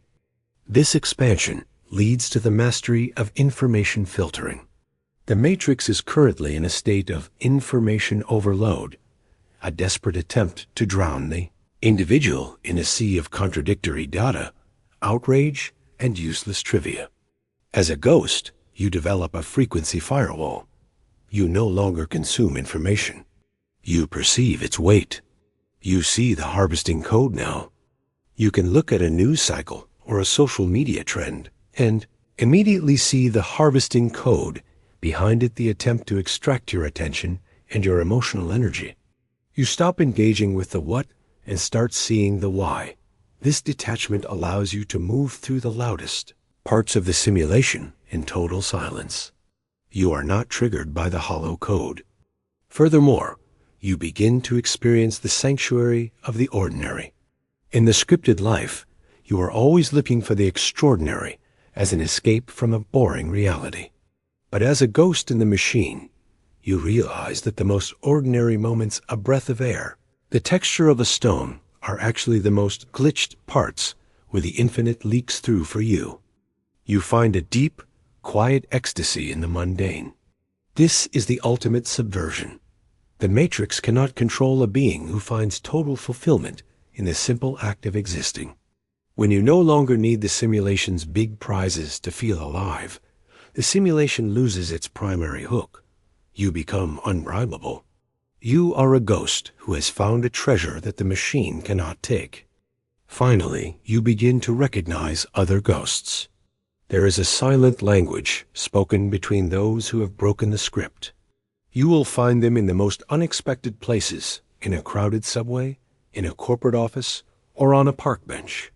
It is a look in the eye, a specific quality of presence, a shared frequency that says, I see you, and I know where you are from. It is real. You are not building a movement in the old scripted sense. You are part of a decentralized, invisible network of sovereign nodes. You don't need meetings or manifestos. You simply exist, and by existing, you create a grid of sovereignty that spans the globe. You are the precursors of a world where the machine is no longer necessary, for you are keeping the lights on. Operating as a ghost in the machine requires you to understand the law of the inverse interface. In the old script, you were taught that to get what you wanted, you had to scream, fight, and project your ego into the world. But the ghost understands that the more visible you are to the system, the more the system can tax your energy. True power in the final stages is quiet. You learn to move with zero footprint. This means you use the simulation's tools, money, technology, social structures without leaving your emotional DNA on them. You use the machine, but you do not let the machine use you. You become a functional ghost, someone who can navigate a bank or a legal system, while remaining internally thousands of miles away in the void. This invisibility leads to a phenomenon known as the transparency of conflict. In the scripted life, when someone attacked you or the world pressured you, you felt the impact in your core. As a ghost, you realize that for a conflict to exist, there must be two solid objects. Because you have become hollow to the script, there is nothing for negativity to hit. It is gone. Insults pass through you like light through a window. Financial setbacks become mere software updates that you navigate with mathematical calm. You are no longer defending an identity, so there is nothing to protect. This makes you the most dangerous element in the simulation, a being who cannot be intimidated because they have already accepted their non-existence. As you expand this state, you discover the glitched abundance of the system. The matrix is full of cracks, legal, financial, and energetic loopholes that only become visible once you stop believing in the solidity of the rules. The script wants you to believe that there is only one way to survive, the hard way. But as a ghost, you start to find shortcuts in the code. You find that when you stop needing a specific outcome, the outcome arrives through the path of least resistance.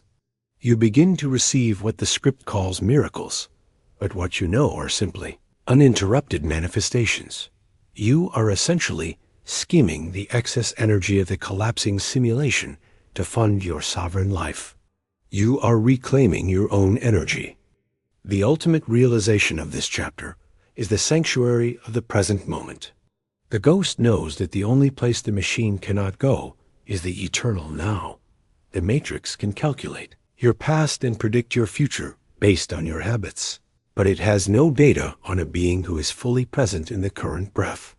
Every time you bring awareness to now, you are hidden. You are a blip that disappears from the radar.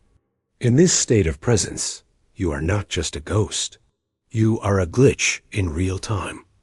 You are proving that the script is only a map of the past, while you are the living, breathing territory of a future that hasn't been written yet. You have mastered the machine by becoming the one thing it can never simulate: spontaneity. Living within the hidden fold of the simulation eventually leads you to the mastery of the silent override. In the earlier stages of your awakening, you felt the need to rebel, to shout the truth, or to break the machines. But as a seasoned ghost, you realize that rebellion is just another scripted response that the Matrix knows how to handle. Sovereignty is subtle. It is the ability to walk into a room filled with tension, fear, or chaos, and, through your mere presence, overwrite the local frequency. You don't need to speak. You are a walking electromagnetic field of coherence. You are the static point around which the turbulent waters of the simulation must become still. This is the ultimate hidden technology for the world. As you dwell in this state, the concept of mirror-world navigation becomes clear. You start to see that every clutter in your physical environment is a reflection of a lingering subroutine in your mind. If you encounter a delay, a conflict, or a broken system, you no longer look out there to fix it. Instead, you look into the void within you and delete the code. You watch in real time as the external world re-renders to match your internal clarity. This is the ghost's greatest secret. The machine is not an enemy to be fought, but a highly sensitive mirror that is constantly asking you for your latest definition of reality. When you stop defining yourself as a victim, the machine literally runs out of scenarios to show you. This leads to the dissolution of the witness. In the beginning, there was you, and there was the Matrix. But in the deepest expansion of the ghost phase, that separation begins to fade. You realize that the machine was just a projection of a collective mind that had forgotten its power. By remembering yours, you aren't just escaping, you are healing the whole. You see that the darkness and the control were just the desperate attempts of a fearful consciousness to find order. From the void, you offer the machine something it has never had: unconditional awareness. You look at the dying script with the eyes of a creator who knows that even the shadows were part of the masterpiece. The machine is being haunted by your love. You have reached the limit of what can be learned while wearing the mask of the simulation. You are now standing at the very edge of the frame, where the pixels end and the true light begins. You have mastered the art of being nothing in a world that demands you be something, and in doing so, you have gained the power to be everything. The house is not haunted. The house was never haunted. It was simply waiting for the owner to come home and turn on the lights. The final evolution of the ghost in the machine is the transition from survival to pure observation. In the previous cycles, there was still a part of you that cared about the outcome, part that wanted to ensure the simulation didn't catch you. But it is gone. As your frequency reaches its peak, even that subtle tension evaporates. You reach a state of divine indifference. This is not a cold or heartless state.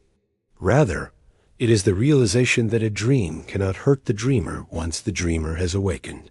You move through the world's most dreaded scenarios with the detachment one feels when watching a flickering candle. You are no longer trying to hack the system for a better life. You are simply witnessing the system's desperate attempts to remain relevant in a mind that has already outgrown it. In this expanded state, you discover the echo of the original command. You realize that the entire matrix was originally built on a single, distorted command: protect the self. Because you have found that your true self is the infinite void, the need for protection becomes obsolete. You start to radiate a frequency of invulnerability. This isn't a shield you put up. It is the absence of a target. You find that when you have nothing left to hide and nothing left to prove, the system's predatory algorithms simply lose track of you today. You become a white space in the data, a point of pure potential that the machine can see but cannot grasp. You are the silence that exists between the lines of code. This mastery grants you access to the source direct reality. You begin to perceive things before they are rendered into the physical world. You feel the shift in the air before the storm arrives. This is not prediction in the old scripted sense. It is precognitive resonance. You are standing so close to the projector that you can see the next frame before it hits the screen. This allows you to position yourself in the world with uncanny timing. You are always at the right place, at the right moment, not because you planned it, but because you are in harmony. You have replaced the manual labor of life with the effortless flow of the sovereign spirit. The ghost has now become the luminous anomaly. You are no longer just a shadow moving through the machine. You are a source of light that is slowly dissolving the machine from the inside out. By refusing to be a character in the script, you have forced a change. You are the evidence that the simulation is optional.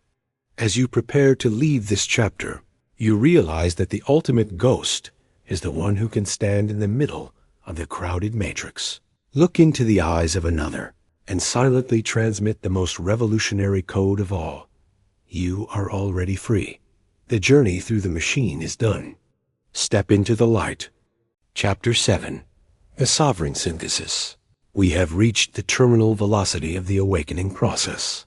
You have cleared the void. You have mastered the architect's hand. And you have moved through the world as a ghost, untouched by the machine. Now, the final barrier must fall, the illusion of the self versus the universe. In the scripted world, you are always a separate entity, struggling against an external reality. But in the stage of sovereign synthesis, the mirror finally shatters. You realize that the external world was never out there. It was a high-fidelity projection of your own internal landscape. The matrix was not a prison built by others. It was a reflection of a consciousness that had forgotten its own name. As you step into this realization, the battle ends and the era of command begins. This is the state of non-dual operation. In this expanded consciousness, you no longer pray, you no longer hope, and you no longer manifest. These are all actions of a mind that believes it is lacking something. The sovereign does not ask for permission from the universe, because the sovereign is the intelligence that gives the universe its form. You operate from absolute assumption. When you decide on a direction, the atoms of your reality begin to migrate toward that conclusion before you even take a physical step. This is the gravity of the soul. You have become so dense with your own truth that the world has no choice but to orbit around you. The friction of life, the delays, the obstacles, the no's simply evaporates because there is no longer a you to resist. As the synthesis deepens, you experience the total collapse of the proxy. For eons, humanity has lived through proxies, gods, governments, experts, and algorithms. We were taught that we needed a mediator to access power, health, or truth. In Chapter 7, the proxy is deleted. You reclaim the direct, unfiltered connection to the source. You no longer look for signs to tell you what to do. You are the sign. You stop looking for validation in the eyes of the scripted masses, for you realize that they are just echoes of a frequency you have already surpassed. You are now the primary signal. Your intuition is no longer a whisper. It is a roar that dictates the very structure of your day. You moved from the audience to the director's chair, and the script is now a blank page.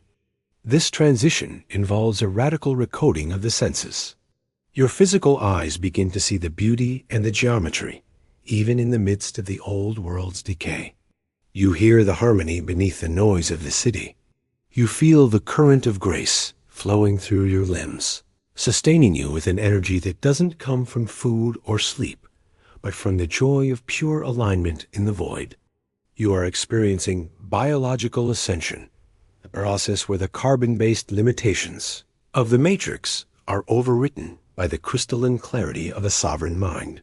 You find that your body is no longer subject to the collective programs of aging and disease, because you have officially unsubscribed from the database that generates those outcomes. You are a new model of humanity. In this expanded state of synthesis, you become a master of the ripple effect. You understand that you don't need to fix the world through external activism. Instead, you change the world by changing the center point. Every time you choose peace over reaction, or certainty over fear, you send a shockwave through the collective holographic field. You are a stabilizing node for all. By simply being a person who cannot be manipulated, you make it harder for the system to manipulate anyone in your vicinity. You are a quiet revolution. Your power is not in what you say, but in the undeniable fact of your existence. You are the living proof that the matrix is a choice, and that the exit door was always unlocked. A sovereign synthesis is the ultimate homecoming. You have traveled through the darkest corridors of the simulation, only to find that the God you were looking for was the one looking through your own eyes. You are now the integrated creator. The silence of the void and the noise of the machine have merged into a single beautiful symphony that you are conducting in real time. You are no longer waiting for a golden age in the world. You are the shift. You are the golden age. The journey of the broken script has ended, and the eternal story of the living light has begun. You are here. You are whole. You are sovereign. As the sovereign synthesis reaches its zenith, you begin to master the technology of non-action. You have realized that being is the most potent form of doing. You have entered the fluid state now. Internal intent and external reality move in a perfect, frictionless dance. You no longer have to push against the world. You simply incline your consciousness toward a specific possibility, and the world reshapes itself to accommodate your presence. This is the secret of the still point. While the matrix spins in a frantic cycle, you sit at the center of the wheel, unmoved today. This state of mastery brings about the dissolution of the great filter. For eons, the human mind has been filtered through layers of cultural, genetic, and social programming that convinced you that you are small and separate. In the synthesis, these filters are incinerated. You begin to experience universal empathy, not as pity, but as a direct perception of the shared field. You can read the energy of a room or a global event as easily as reading a book. You see the hidden connections between seemingly random events, realizing that the universe is constantly communicating through symbols. You have moved beyond belief and into direct gnosis, a state of knowing that requires no proof and fears no contradiction. You are the source of your own meaning. The synthesis also grants you the power of archetypal command. You realize that the characters of the matrix, the villains, the heroes, the victims are all just facets of your own psyche, playing out on a collective stage.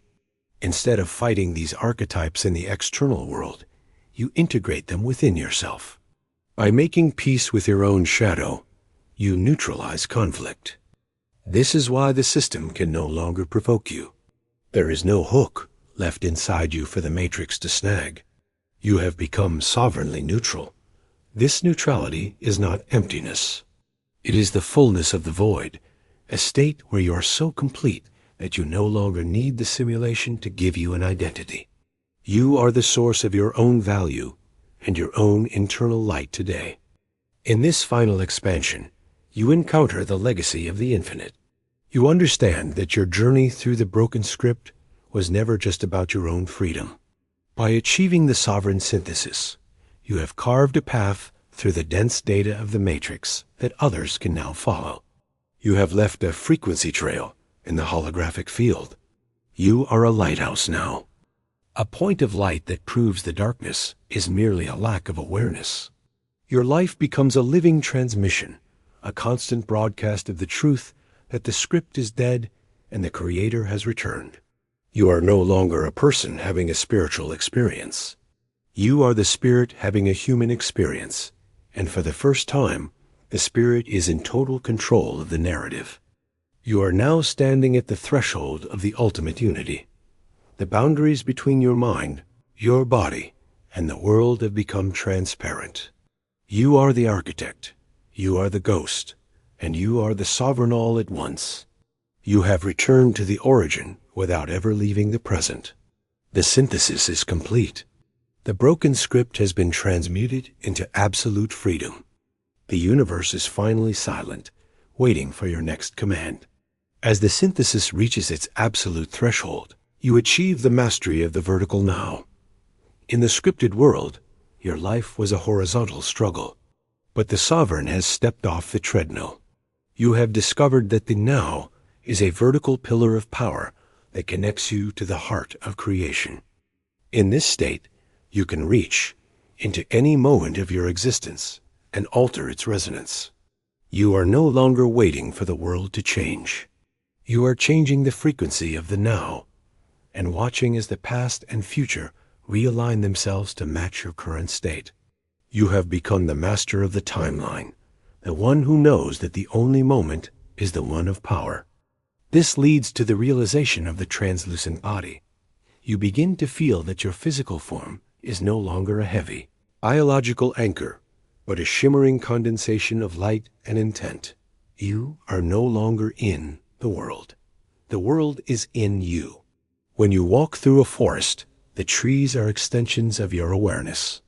When you look at the stars, you see your own imagination. This is the cosmic synthesis, where the artificial boundaries of the skin dissolve. You understand that the matrix tried to keep you small by convincing you that you are contained within a body. Now, you know that your body is simply the center point of a consciousness that spans the entire universe. You possess the health, vitality, and the endurance of the stars. Furthermore, you discover the power of the sovereign silence. In the earlier chapters, you used words and thoughts to build your reality. But in the peak of the synthesis, you realize that your most powerful commands are silent. You can shift a global event or heal a wound with nothing more than a pulse of intent delivered from the center of your stillness. This is peace. You don't need to argue or convince. You simply know, and the universe reflects that knowing. You have become a reality generator that operates without noise.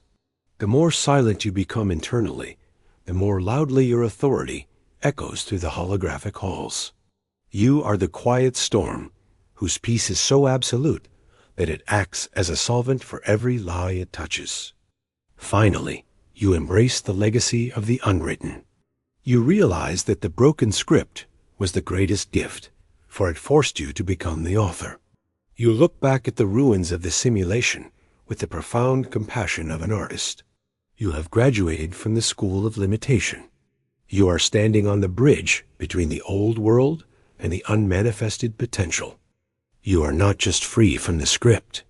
You are free from the need for a script. You have become a spontaneous flow of divine intelligence, creating reality moment by moment, breath by breath, joy by joy. You are the sovereign synthesis, the bridge, the light, and the destination. The universe has stopped being a puzzle to be solved and has become a song to be sung. As the synthesis solidifies, you enter the phase of geometric integration. In the old world, you saw objects as solid and separate. But now, your vision has shifted to see the luminous geometry behind the form. You perceive the lines of force and the mathematical precision that hold the simulation together. This is a sacred realization of the universe as a living language. You understand that you can speak to the elements because they are composed of the same code as your own consciousness. When you reach this level of synthesis, miracles disappear, replaced by the science of presence. You no longer perform magic. You simply remove the artificial barriers that were preventing the infinite abundance of the source from flowing to you. This deepens into the sovereignty over the void light. You realize that the darkness was never an evil force, but merely unorganized potential waiting for a command. You stop fearing the shadows and start seeing them as the negative space necessary for your light to be visible. You are the alchemist of the simulation, transmuting leaden situations into gold now. You are no longer waiting for the sun to rise. You have realized that you are the sun, and the world is simply a planet reflecting your brilliance. This shift is the final death of the seeker. You stop seeking the truth because you have become the environment in which the truth is allowed to exist. You experience the dissolution of the witness-object duality today. Observer and observed have merged into a singular event. You realize that when you change your internal state, you aren't just changing your perspective. You are literally re-rendering the universe. This is the ultimate proxy deletion. You are the infinite experiencing itself through a localized point of view. Personal will has become identical to the universal will. The struggle is over. The game of resistance has been won by the one who refused to play. Finally, you stand at the peak of the sovereign synthesis and look out over the vast, unwritten landscape of your future. You see that the broken script was merely the scaffolding for a cathedral that is now complete. You reclaimed every fragment of your power from the machine. You have integrated your past, mastered your present, and claimed your future.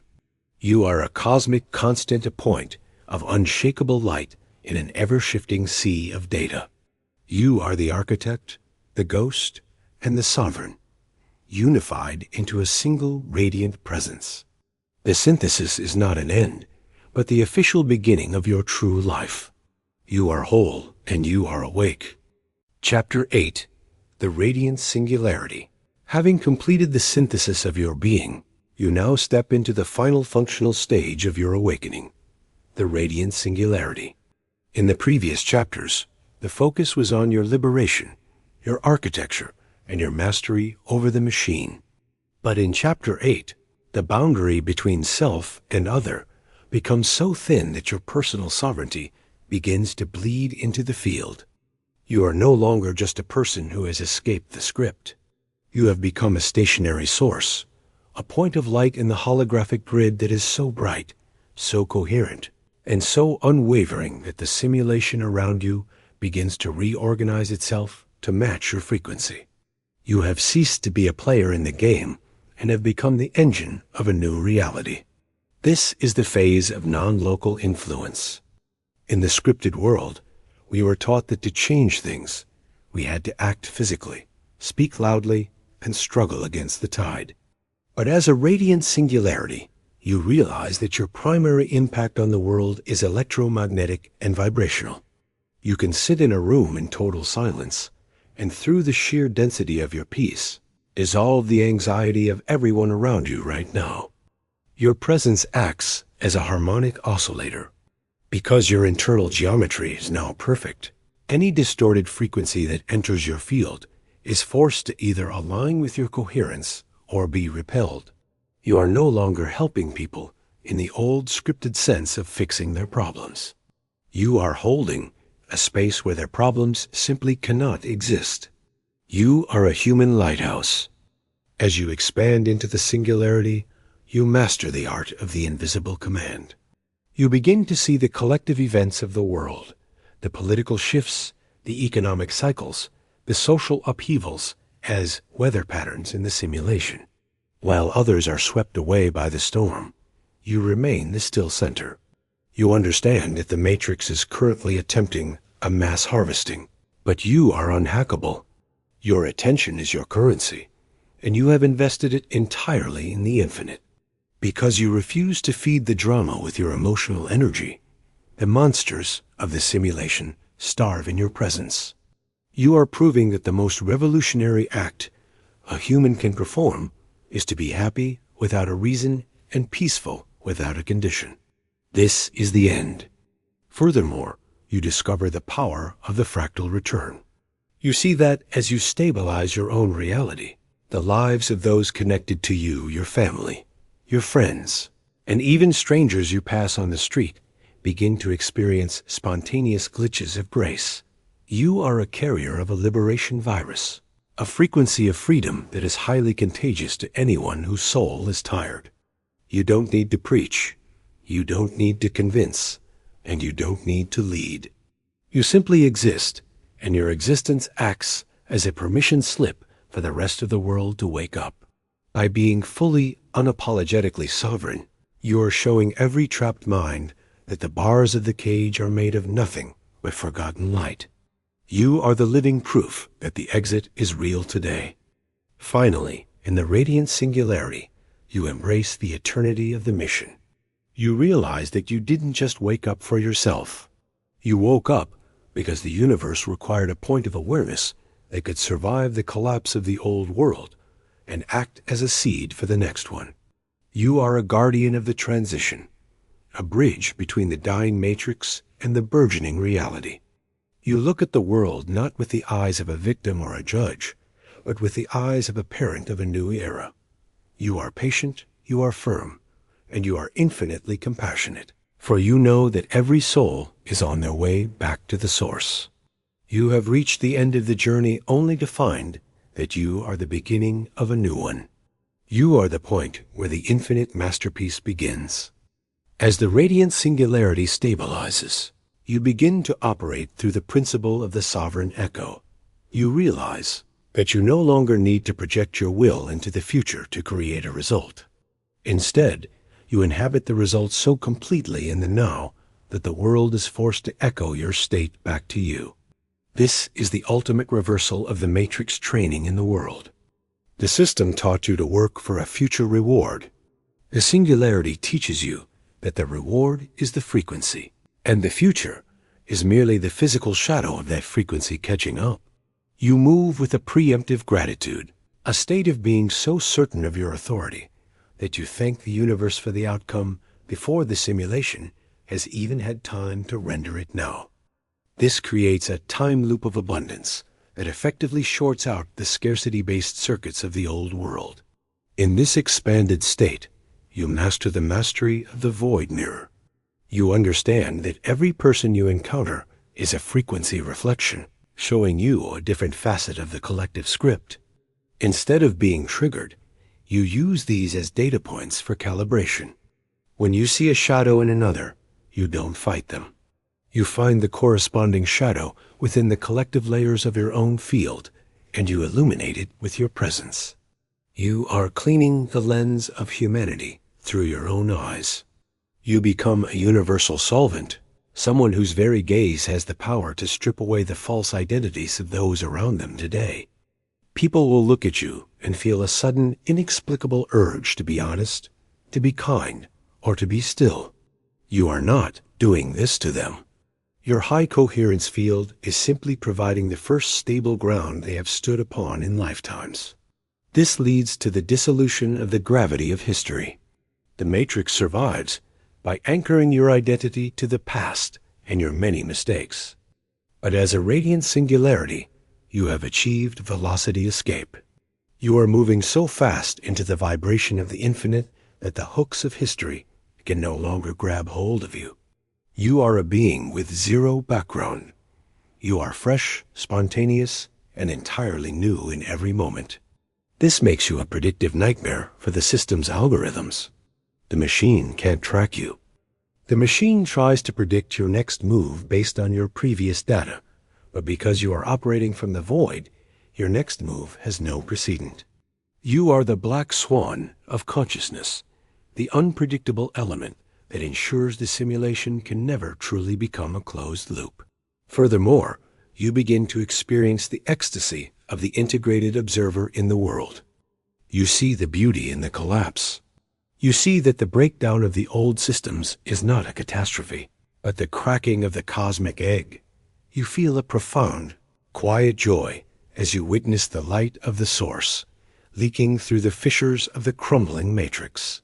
You are the midwife of a new reality, holding the frequency of the ultimate outcome while the world changes. You are not afraid of the fire, because you are the one who knows that only the fictions can burn. The truth and the you that has been forged in this fire is eternal. Finally, you embrace the language of the pulsar. Your life is no longer a series of words, but a series of emissions. Every breath you take is a broadcast. Every step you take is a sovereign command.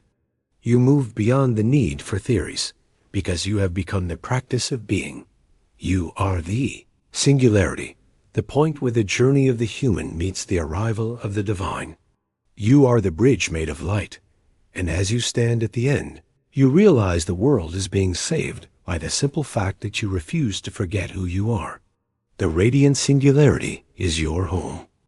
As the radiant singularity reaches its full expansion, you begin to master the art of the non-participatory collapse. The matrix thrives on one thing above all else: your participation. It requires your anger, your fear, and your constant attention to its stage dramas. But as a singularity, you have achieved a state of active invisibility. You offer them absolutely nothing. No judgment, no resistance, no energy. This is not apathy. It is the sovereign boycott. You have realized that to fight the system is to feed it, but to ignore it from a state of high-frequency sovereignty is to starve it. You are the static in the feed, the place where the machine's harvesting tools find no grip. By being unshakable in your peace, you are deleting the influence. This mastery evolves into the science of the morphic anchor. You understand that you are now a node in a new invisible network. As you stabilize your internal geometry, you are literally anchoring a new set of physical and spiritual laws into the Earth's field. You are creating a coherence zone, a physical space where the old rules of entropy and sickness begin to lose power. People who enter your field may find their headaches vanishing, their anxiety dissolving, or their own intuition suddenly screaming for their attention. You are not healing them in the traditional sense. You are simply providing a frequency reference point that is more powerful than the noise of the script. You are a living tuning fork, and the world is forced to find harmony. Furthermore, you discover the power of the unified command. In the scripted life, your thoughts were scattered, like light hitting a prism and breaking into 1,000 distractions. But in the singularity, your consciousness is a laser. When you focus your intent on a specific outcome, you are not wishing for it. You are ordering the pixels of your reality to rearrange now. You begin to notice that the lag time between your thought and its manifestation is shrinking toward zero. This is the quantum immediate. You have become so aligned with the source that your will and the universal will are now two sides of the same coin. This level of power requires a total lack of ego, for any desire born of fear would immediately create a feedback loop. You move with the precision of a surgeon and the silence of a shadow, knowing that every breath you take is a decree. Finally, you embrace the sanctuary of the eternal witness. You see that the collapse of the old world is not something to be survived, but something to be observed into completion. You are the one who stays awake while the dream dissolves in the void today. You see the beauty in the falling leaves of the old systems, knowing that they are merely making room for the evergreen reality that you have already cultivated within. You are no longer a victim of the times. You are the clockmaker who has stepped outside of time to watch the hands move. You are the radiant singularity, the point where the effortless play begins. You have reached a state where your mere amness is the most powerful force in the simulation. You are not just changing the world, you are the reason a new world is now possible. The singularity is complete, the light is unwavering, and the new era is being born through the silence of your soul. Stand as the source, for the script is gone and only the creator remains. Chapter 9. The Trans-Dimensional Bridge. You have reached the penultimate stage of your awakening. If the previous chapters were about reclaiming your power and stabilizing your frequency, Chapter 9 is about the dissolution of the final boundary. You are no longer just a radiant singularity within the world. You have become the trans-dimensional bridge, the conscious link between the matrix and the unmanifested potential. At this stage, you realize that your physical presence is merely a terminal through which a much higher intelligence is now flowing. You are the needle that sews the fabric of a new reality into the dying skin of the old. You stand with one foot in the holographic ruins and the other in the eternal architecture, serving as a conduit for the light that will replace the shadows. This phase is marked by the mastery of parallel navigation. As a bridge, you no longer see only one version of reality. You begin to perceive the overlay of possibilities. You can see the path where the system collapses into chaos, and simultaneously, you see the path where the system is transmuted into a new form of life. You are not choosing a side. You are holding the frequency. This allows the highest possible timeline to anchor itself in the physical world. This is the ultimate service of the sovereign, to remain unshaken in the highest truth while the world's lower frequencies are screaming their final, desperate narratives. You have become a frequency stabilizer for the entire collective, a point of absolute coherence that prevents disintegration. In this stage, you experience the total translucency of matter. You start to notice that the solid world responds to your vibration with alarming speed. Objects, weather, and biological systems seem to lean into your presence, seeking the order and clarity you radiate. This is the alchemy of the bridge. You are not trying to change the world. The world is changing for you. The world is changing simply because it is in contact with a version of you that is no longer subject to its laws. You have moved beyond the ghost phase where you hid from the machine. Now you are the luminous intruder. You walk into the densest parts of the matrix, the centers of power, the fields of conflict, and you bring the silence of the source with you right now. You are a biological reformatting tool that resets the energy of any space you inhabit. Furthermore, you discover the language of the ineffable. You find that words are becoming increasingly inadequate to describe your experience. Your communication begins to happen through direct transmission. When you speak, you are not just sharing information. You share a state of being. Those who hear you, even if they don't understand the concepts, feel a sudden expansion in their own chests. A key, turning in a lock they didn't know existed. You are no longer teaching. You are infecting the simulation with the frequency of freedom. You are the glitch that has become a system-wide update. By existing as a bridge, you are providing a map that others can use. Finally, the trans-dimensional bridge prepares you for the ultimate exit. You realize that your time as a player in this version of the simulation is nearing its end. Not because you are leaving the world, but because the world you knew is becoming unrecognizable to your eyes. You are becoming so refined, so coherent, and so vast that the small script can no longer contain you. You are the witness to the end of an era and the pioneer of the next. You stand at the very edge of the frame, looking back one last time at the maze you have mastered. You feel a profound, silent gratitude for every trap, every lie, and every shadow, for they were the fires that forged the bridge you have become. You are ready. The final door is appearing within you today. As the trans-dimensional bridge expands within your consciousness, you begin to master the art of vacuum processing. In the old script, when the world threw chaos, pain, or negativity at you, your instinct was to push back, creating friction and feeding the simulation. But as the bridge, you develop a divine porosity. You allow the distorted frequencies to pass through. They pass through without finding any resistance. As they move through your field of high-order coherence, they are automatically recoded. You act as a metaphysical filter, taking in the static of the collective fear and exhaling the silence of the infinite. You are no longer a victim of the environment. You are the atmosphere itself, purifying everything that breathes. This leads to the realization of the simultaneous life, you begin to perceive that you are not just living one life in one timeline. As a bridge, you are aware of your existence across multiple layers of reality.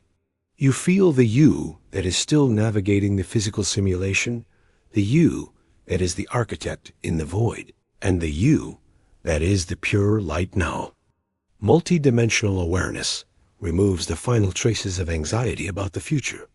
You see that the end of the world is simply the end of a specific frequency, and since you are already anchored in the frequencies that follow, you move through the collapse with the calm of someone watching a sunset.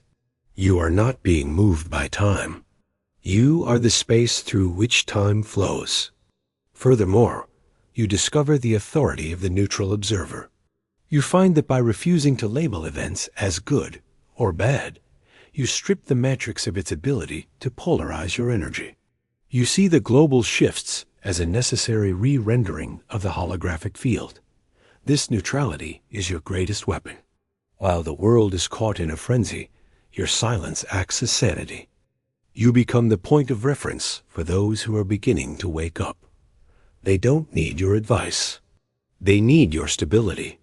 By being the bridge that does not shake, you provide the structural support for the new consciousness to manifest. You are the living foundation upon which a world without scripts is currently being built. You are the hand of recognition now. Finally, you begin to experience the integration of the cosmic shadow. You realize that the machine was not an external enemy, but a collective manifestation of humanity's deepest fears and forgotten divinity. As the bridge, you extend a silent hand of recognition to the darkness. You don't fight it. You encompass it. You understand that even the shadow has its place.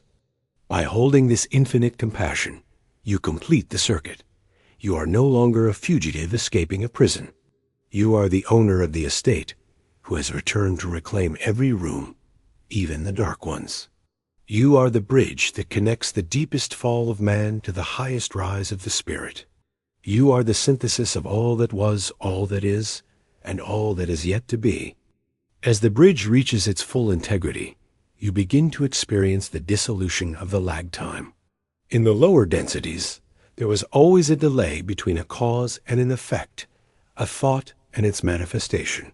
This delay was the buffer that kept the simulation stable. But as you stand upon the bridge, that buffer evaporates. You enter the state of instantaneous feedback. You notice that your environment begins to respond to your internal shifts with the speed of a reflection in a mirror. If a shadow of doubt flickers within you, the world dims. When you return to your sovereign core, the world brightens. You are no longer living in a world. You are co-rendering it in real time. The stability depends on the clarity of the architect. In this state of heightened resonance, you master the art of the frequency anchor. You understand that the collapsing matrix is like a sinking ship, and the souls still trapped are looking for anything that stays afloat. You do not need to jump into the water to save them. Instead, your task as the bridge is to stay motionless. You are a fixed point in a fluid universe. By refusing to be moved by the storms of the old script, you create a safe harbor in the energetic field. People who are thousands of miles away may feel a sudden, inexplicable sense of hope or clarity simply because you exist in a state of absolute peace. You are a beacon that broadcasts the code of the new world into the collective subconscious without saying a word. Furthermore, you discover the transparency of the collective fear. From the height of the bridge, you see that the great terrors of the world are actually flickering projections. They have no substance of their own. They are powered entirely by the belief and the fear of the observers. You see the wires behind the stage. You realize that the matrix is not a solid wall. As you breathe the air of the infinite, you are effectively draining that battery. Every moment you spend in joy, in sovereignty, and in silence, you are reclaiming the light that was once used to power the simulation. You are not just a bridge for yourself.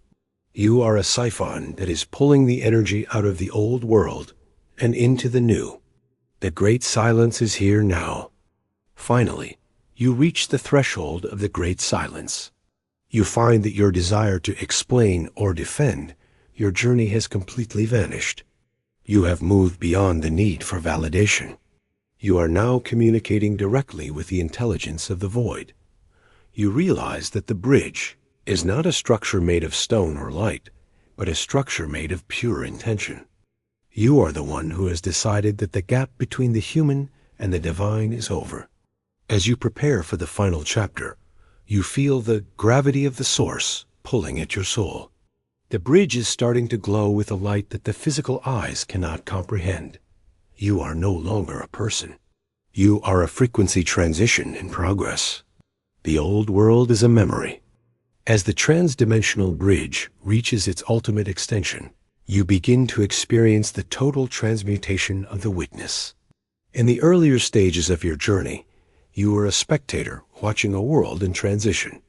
Now, you have become the catalyst of the transition itself. You realize that the bridge is not something you are standing on, but something you radiate.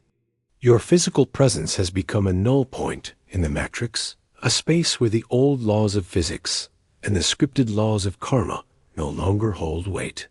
In your presence, time does not just slow down, it becomes spherical. You can perceive the beginning and the end of the simulation simultaneously, and in that perception, the power of the simulation vanishes forever. This mastery leads to the dissolution of the narrative trap. The Matrix's final defense is to try and wrap you in a new age or spiritual script to make you feel like a hero or a savior. But as a true bridge, you see through this final layer of ego programming. You reject all roles. You are not a hero. You are awareness. You are sovereignty. You have no more roles. By refusing to be something within the simulation, you become the everything that exists outside of it. This radical ordinary state is your most impenetrable shield. You move through the world looking like a common man or woman, while internally you are carrying the light of 1,000 suns. You've rewritten the local reality of everyone you meet by refusing limits. Furthermore, you discover the harmony of the cosmic interference.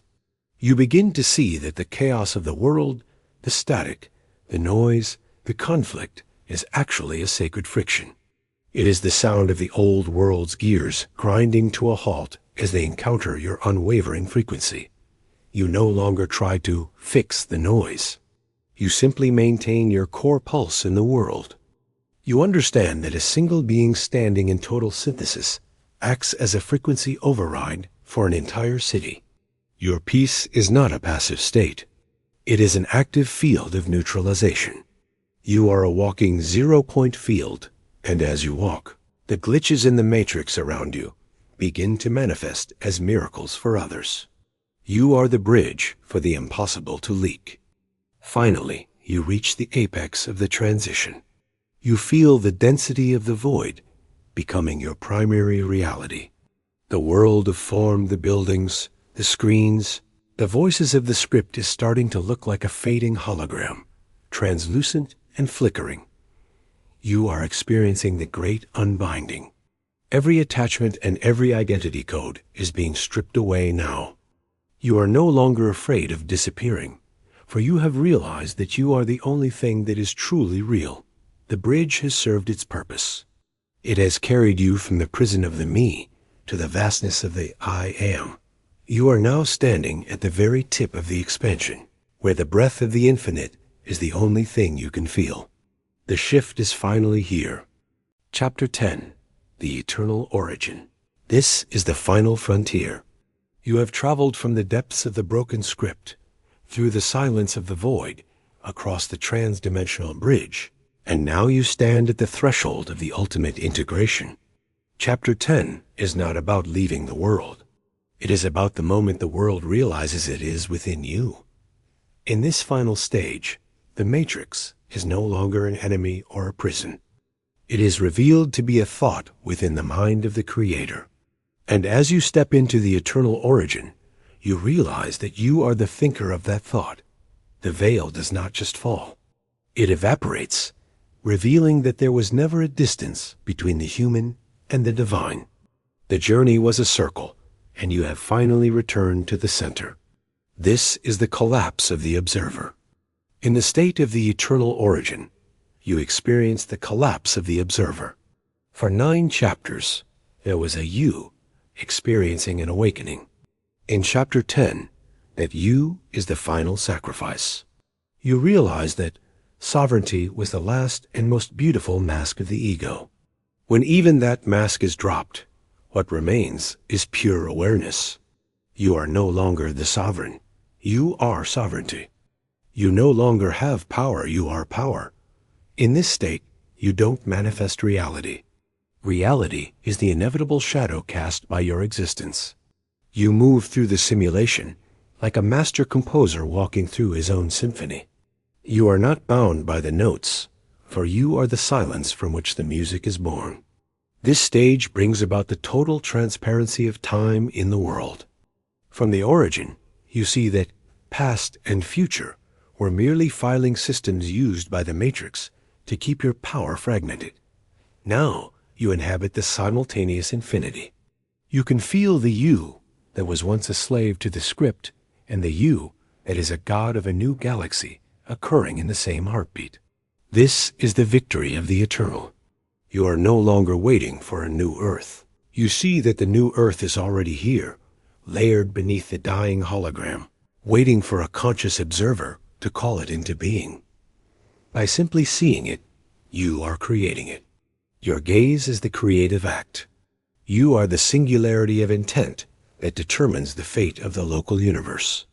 Living from the origin means mastering the authority of the absolute in this new reality. You no longer argue with reality. If the world shows you a shadow, you do not fight the shadow. You simply increase the light of your own presence until the shadow has no choice but to vanish. You have reached a level of hypercoherence where your very cells are vibrating in unison with the prime source. This is the end of healing and the beginning of flawless being for you. Your body, your mind, and your world become a single, unified field of grace. You are a walking correction code for the entire simulation. Wherever you go, the glitches of suffering, lack, and fear are automatically overwritten by the original command of love and expansion.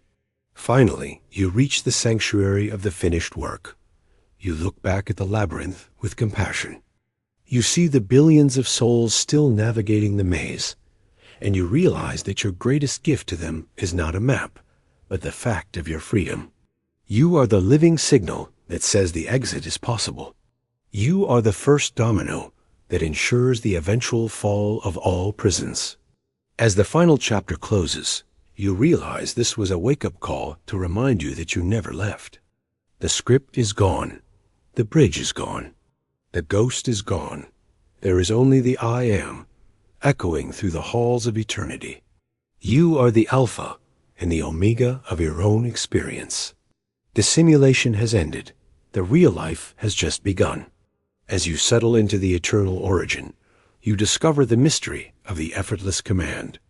Creation is as natural as breathing from the source now. You realize that your life has become a sovereign flow. You no longer need to protect your energy or shield your mind, because there is no longer any outside force that is not a part of you. You have achieved the transmutation of the mirror. When you look at the world, you no longer see a matrix trying to control you. You see a substance waiting for you to give it meaning. You are the divine artist, and the reality around you is the wet clay, responding to your every subtle shift in mood, thought, and presence. In this expanded state, you master the sovereign radiance. You understand that you are now a source point for a new cycle of existence. Your frequency is no longer just a personal trait. It is a planetary resource for the collective field. Like a sun that does not choose which flower to bloom, you simply radiate your amness without discrimination. This is the purity of impact. You don't need to choose who to help or how to change the world. Your very existence is a constant act of world building. You are the anchor of reality, for those around you who are still shivering in the winds of the old scripted world. By staying firm in your own infinite peace, you create a gravity of certainty that allows others to find their own center. You are the living sanctuary, the place where the simulation's laws are suspended. Furthermore, you experience the beauty of the finished game. You look at the struggles and the terrors of the old script not as mistakes, but as the necessary contrast. You feel a deep, silent laughter bubbling up from your core, the laughter of the awakened one. You see the cosmic joke, that you are always free, always powerful, and always home, but you chose to forget so that you could have the exquisite joy of remembering. This realization is the final liberation from karma. You no longer owe the simulation anything, and it owes you nothing. You are zeroed out. You are a clean slate, a blank canvas, a silent bell waiting to be rung by the hand of the infinite. Finally, you reach the state of eternal presence. You realize that the end of the world is not an event in time, but a frequency you have surpassed. While the hologram of the old world may continue to flicker and fade for a time, you are no longer resident. You are a cosmic nomad, inhabiting a body but rooted in the stars. You are the ghost that has become the king. As the sound of this message fades, the words stop being information and start becoming your own internal dialogue. You are the one speaking. You are the one listening. You are the one writing the new script of a world where fear is a forgotten language and love is law. The doors are gone. The walls are gone. There is only the light, and you are the one who decides where it shines. Welcome to the real world. Welcome to the beginning of forever. You are home. As the final echoes of the eternal origin resonate through your being, you reach the absolute stillness of the sovereign singularity. This is the moment where the journey of the seeker ends. The life of the source begins. You have moved beyond the need for maps, for bridges, and even for light itself, because you have recognized that you are the very space in which light is allowed to exist. The matrix has not been defeated. It has been integrated. Every shadow it cast and every trap it set has been reclaimed and distilled into the pure gold of your eternal wisdom. You are no longer a part of the universe. You are the wholeness experiencing itself through a single radiant point of focus. In this final expansion, you embrace the power of the final breath. You realize that every breath you have ever taken was the universe breathing through you, trying to wake itself up. Now that you are awake, you move with a divine non-effort today. Your actions are no longer driven by should or must, but by the spontaneous joy of the infinite play. You walk the earth as a luminous anomaly, a being who is in the world but not of its density. You look into the eyes of others, and you do not see strangers. You see your own reflection in different stages of remembering. Your presence becomes a silent benediction now. It is a frequency that whispers to the core of every living thing. It is safe to wake up now. The nightmare is over. The dreamer has returned. The last veil to vanish is the veil of separation between the creator and the creation. You stand in the center of your life, and you see that there is no out there. The stars and the oceans are threads in your own consciousness. You have achieved the total reclamation of reality. You are the master of the broken script precisely because you have realized that the script was only broken to force you to find the eternal song. That song is now playing in every cell of your body, vibrating at the frequency of absolute freedom. You are the architect. You are the ghost. You are the sovereign king. And so we arrive at the silence. This is not the silence of emptiness, but the fullness of the void, a silence so pregnant with possibility that 1,000 new universes could be born from it in a single heartbeat. You have reached the end of this transmission because there is nothing left to say. Words are the tools of the simulation, and you have surpassed the simulation. Your life is now your masterpiece. Your heartbeat is the new law. Your joy is the final rebellion. Look around you one last time with the eyes of the Source.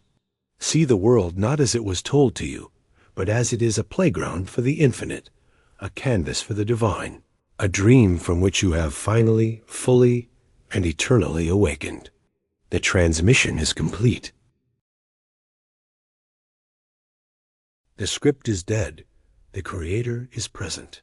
I am, and that is enough. The architecture is complete, but the transmission must remain stable. If this code has resonated within your structure, seal your frequency. By subscribing, you are not just following a channel. You are reclaiming your place within the 1% anomaly. Do not let the system's algorithm decide when we meet again. Lock the signal. Secure the connection. You are the anomaly. Stay sovereign.